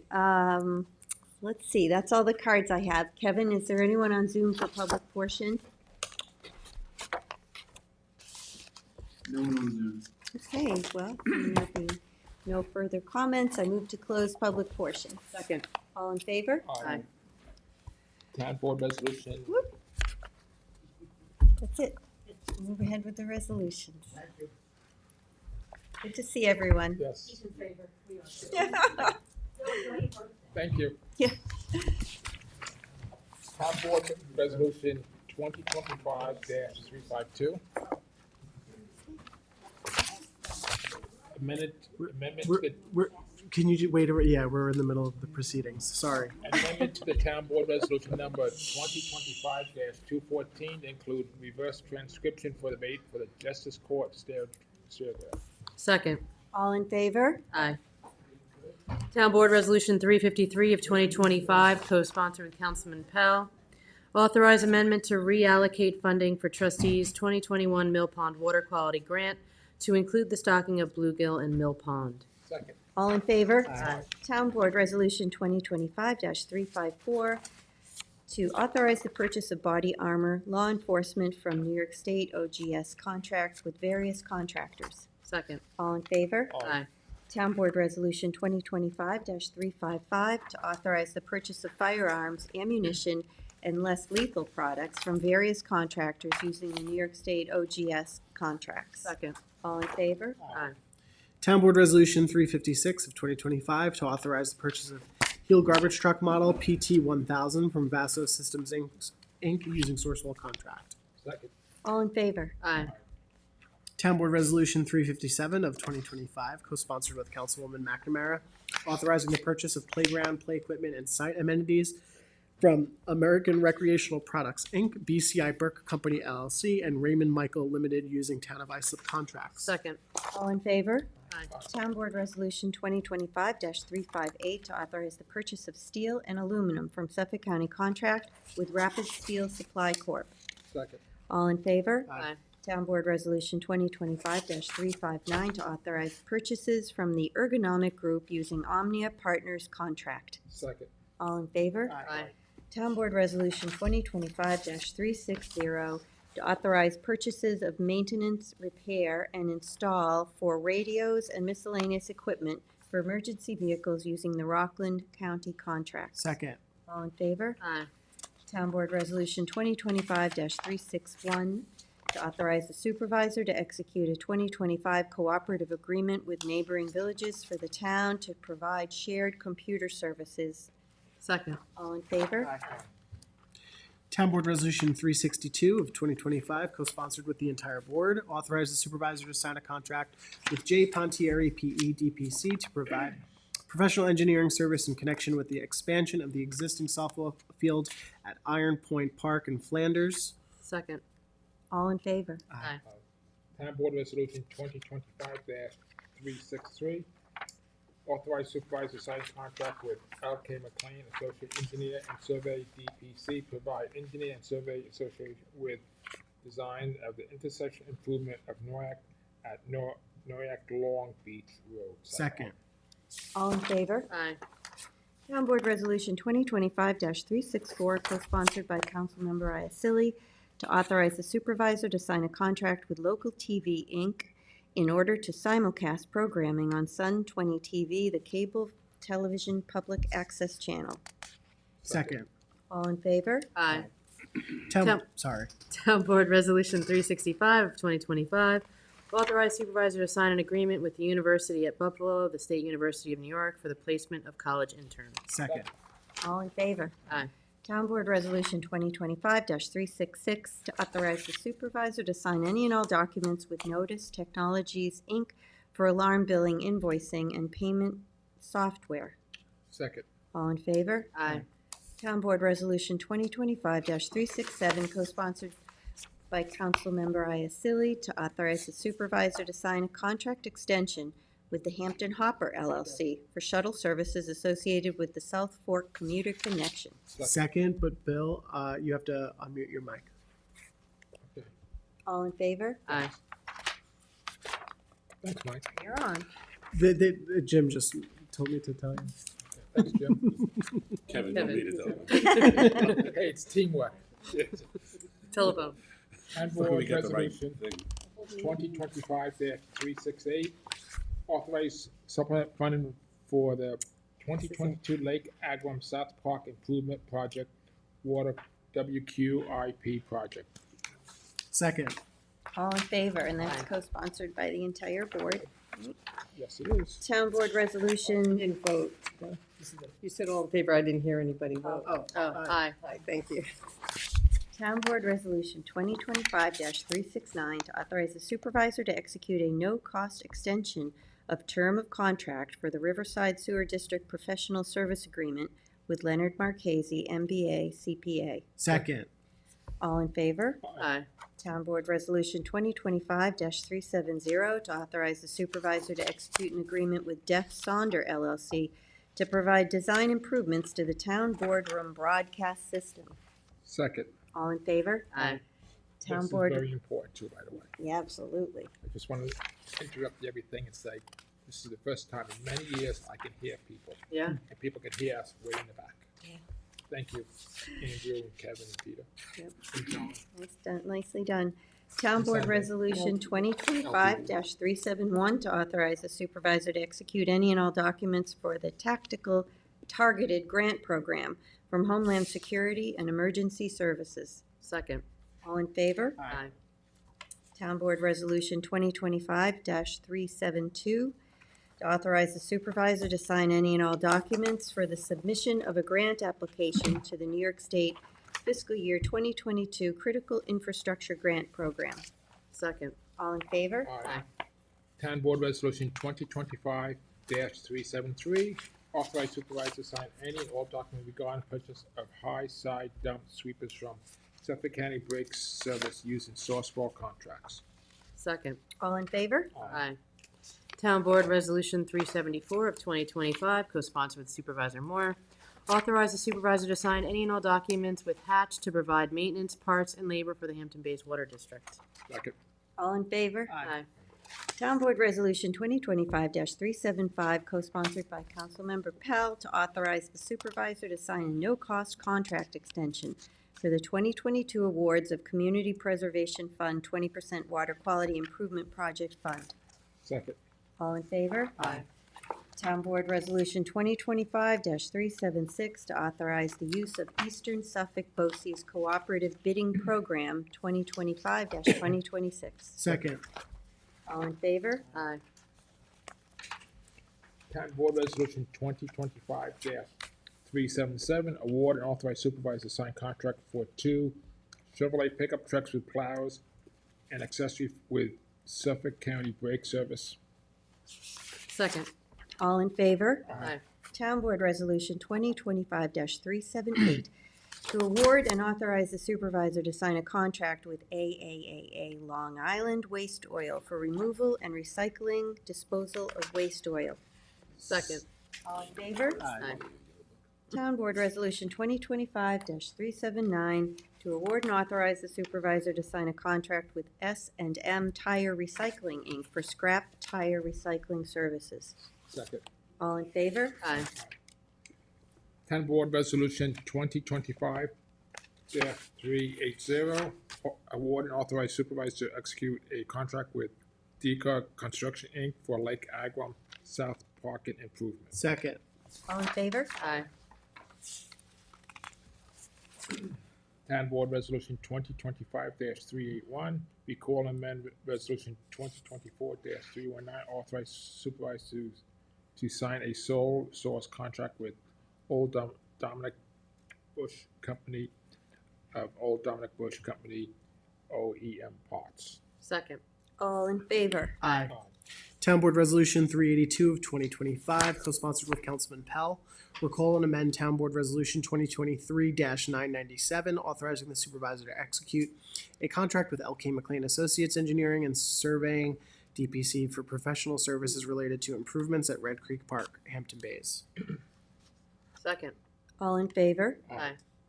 Town Board Resolution 383 of 2025, rescind contract with Ben Douglas for mobile concessions at Flying Point Beach. Second. All in favor? Aye. Town Board Resolution 2025-384, to reject all bids for install and repair sidewalks to include curbing. Second. All in favor? Aye. Town Board Resolution 2025-385, co-sponsored with Councilwoman McNamara, 2025 notice to bidders for activity vehicles. Second. All in favor? Aye.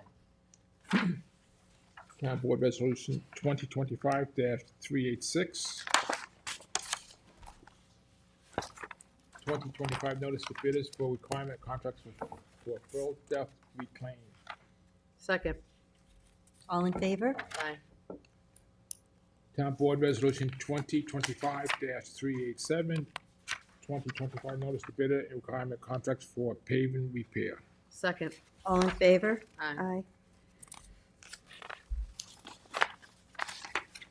Town Board Resolution 2025-388, 2025 reject bid and second notice to bidder for Yacht Club Drive bulkhead replacement. Second. All in favor? Aye. Hope those come back quickly. Yes. Town Board Resolution 2025-389, to amend the 2024 budget for various departments. Second. All in favor? Aye. Town Board Resolution 2025-390, co-sponsored by Councilmembers Pell and Iacilli, to amend the 2025 adopted budget for community housing projects. Second. All in favor? Aye. Town Board Resolution 2025-391, sponsored by the whole board, to amend the 2025 waste management fee schedule. Second. All in favor? Aye.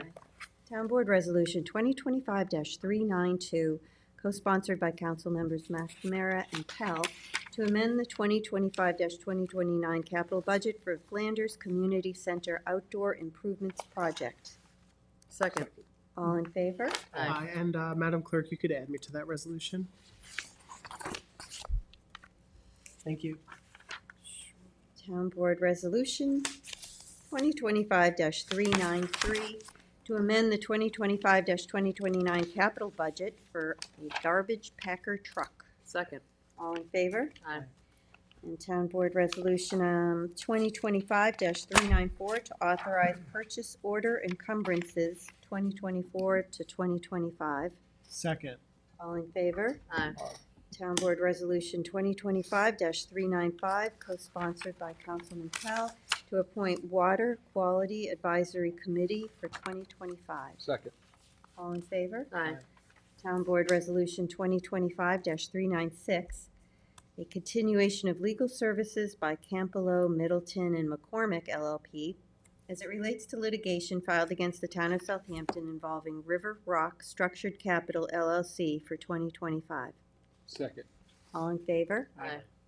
Town Board Resolution 2025-397, a continuation of legal services by Farrell Fritz, PC, as it relates to the matter of the Town of Riverhead et al. Versus the Town of Southampton et al. And the Riverside Sewer District Project. Second. All in favor? Aye. Town Board Resolution 2025-398, continuation of legal services by Morgan, Lewis, and Bacchius LLP on behalf of the Town of Southampton. Second. All in favor? Aye. Abstain. Town Board Resolution 2025-399 to amend the 2025 Department of Land Management Zoning Board of Appeals fee schedule. Second. All in favor? Aye. Town Board Resolution 400 of 2025, co-sponsored with Councilman Iacilli.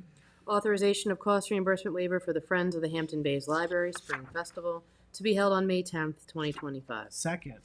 All in favor? Aye. Town Board Resolution 2025-401, co-sponsored by Councilmember Iacilli, to authorize the Peconic Bay Region CPF tax refund pursuant to the first-time homebuyers exemption for Caroline Janis. Second. All in favor? Aye. Town Board Resolution 402 of 2025, co-sponsored with Councilman Iacilli. Cost reimbursement waiver for the Remsenburg-Spionk Union Free School District Annual Memorial Day Parade on May 22nd, 2025, from 10 a.m. to 11:30 a.m. Second. Town Board all in favor? Aye. You just need a second.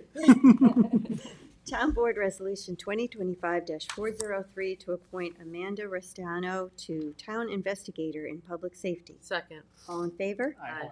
Town Board Resolution 2025-404 to appoint Anthony Monzon Alvarado to Maintenance Mechanic 1 in the Parks Department. Second. All in favor? Aye. Town Board Resolution 2025-405 to appoint Brandon Drummond to Network and System Specialist 1 position from the Civil Service list. Second. All in favor? Aye. Town Board Resolution 2025-406 to appoint Michael Pace to Groundskeeper 1 in the Parks Department. Second and co-sponsor. All in favor? Aye.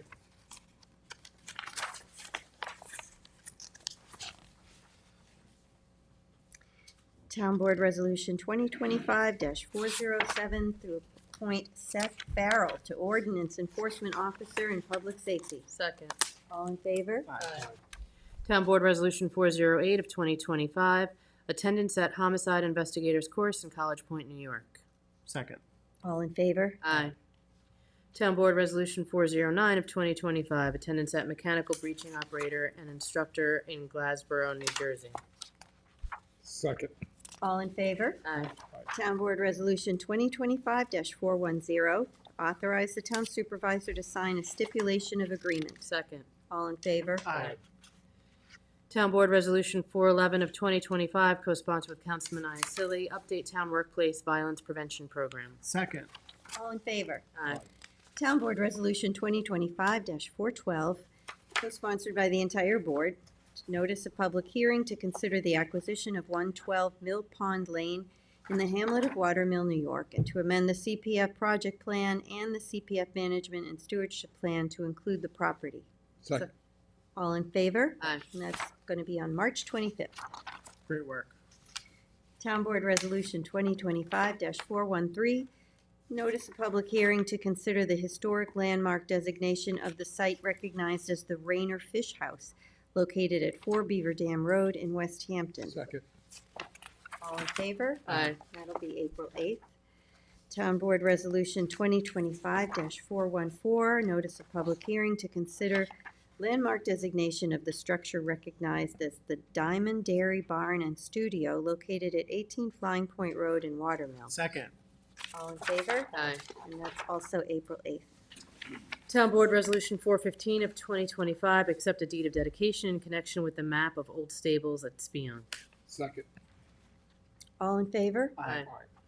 Town Board Resolution 416 of 2025, authorizing the use of CHF funds for the acquisition of the property located at 645 East Montauk Highway, Shinnecock Hills, New York, by the Town of Southampton Housing Authority to develop new senior housing units. Second, and I'd like to co-sponsor Sunday. Myself too. Yes. All board? Thank you, everyone. Stick together. Okay. Did I say all in favor? Well, I'm saying it now. Yes. All in favor? Yes. All right. you. Then we have the 3 walk-ons.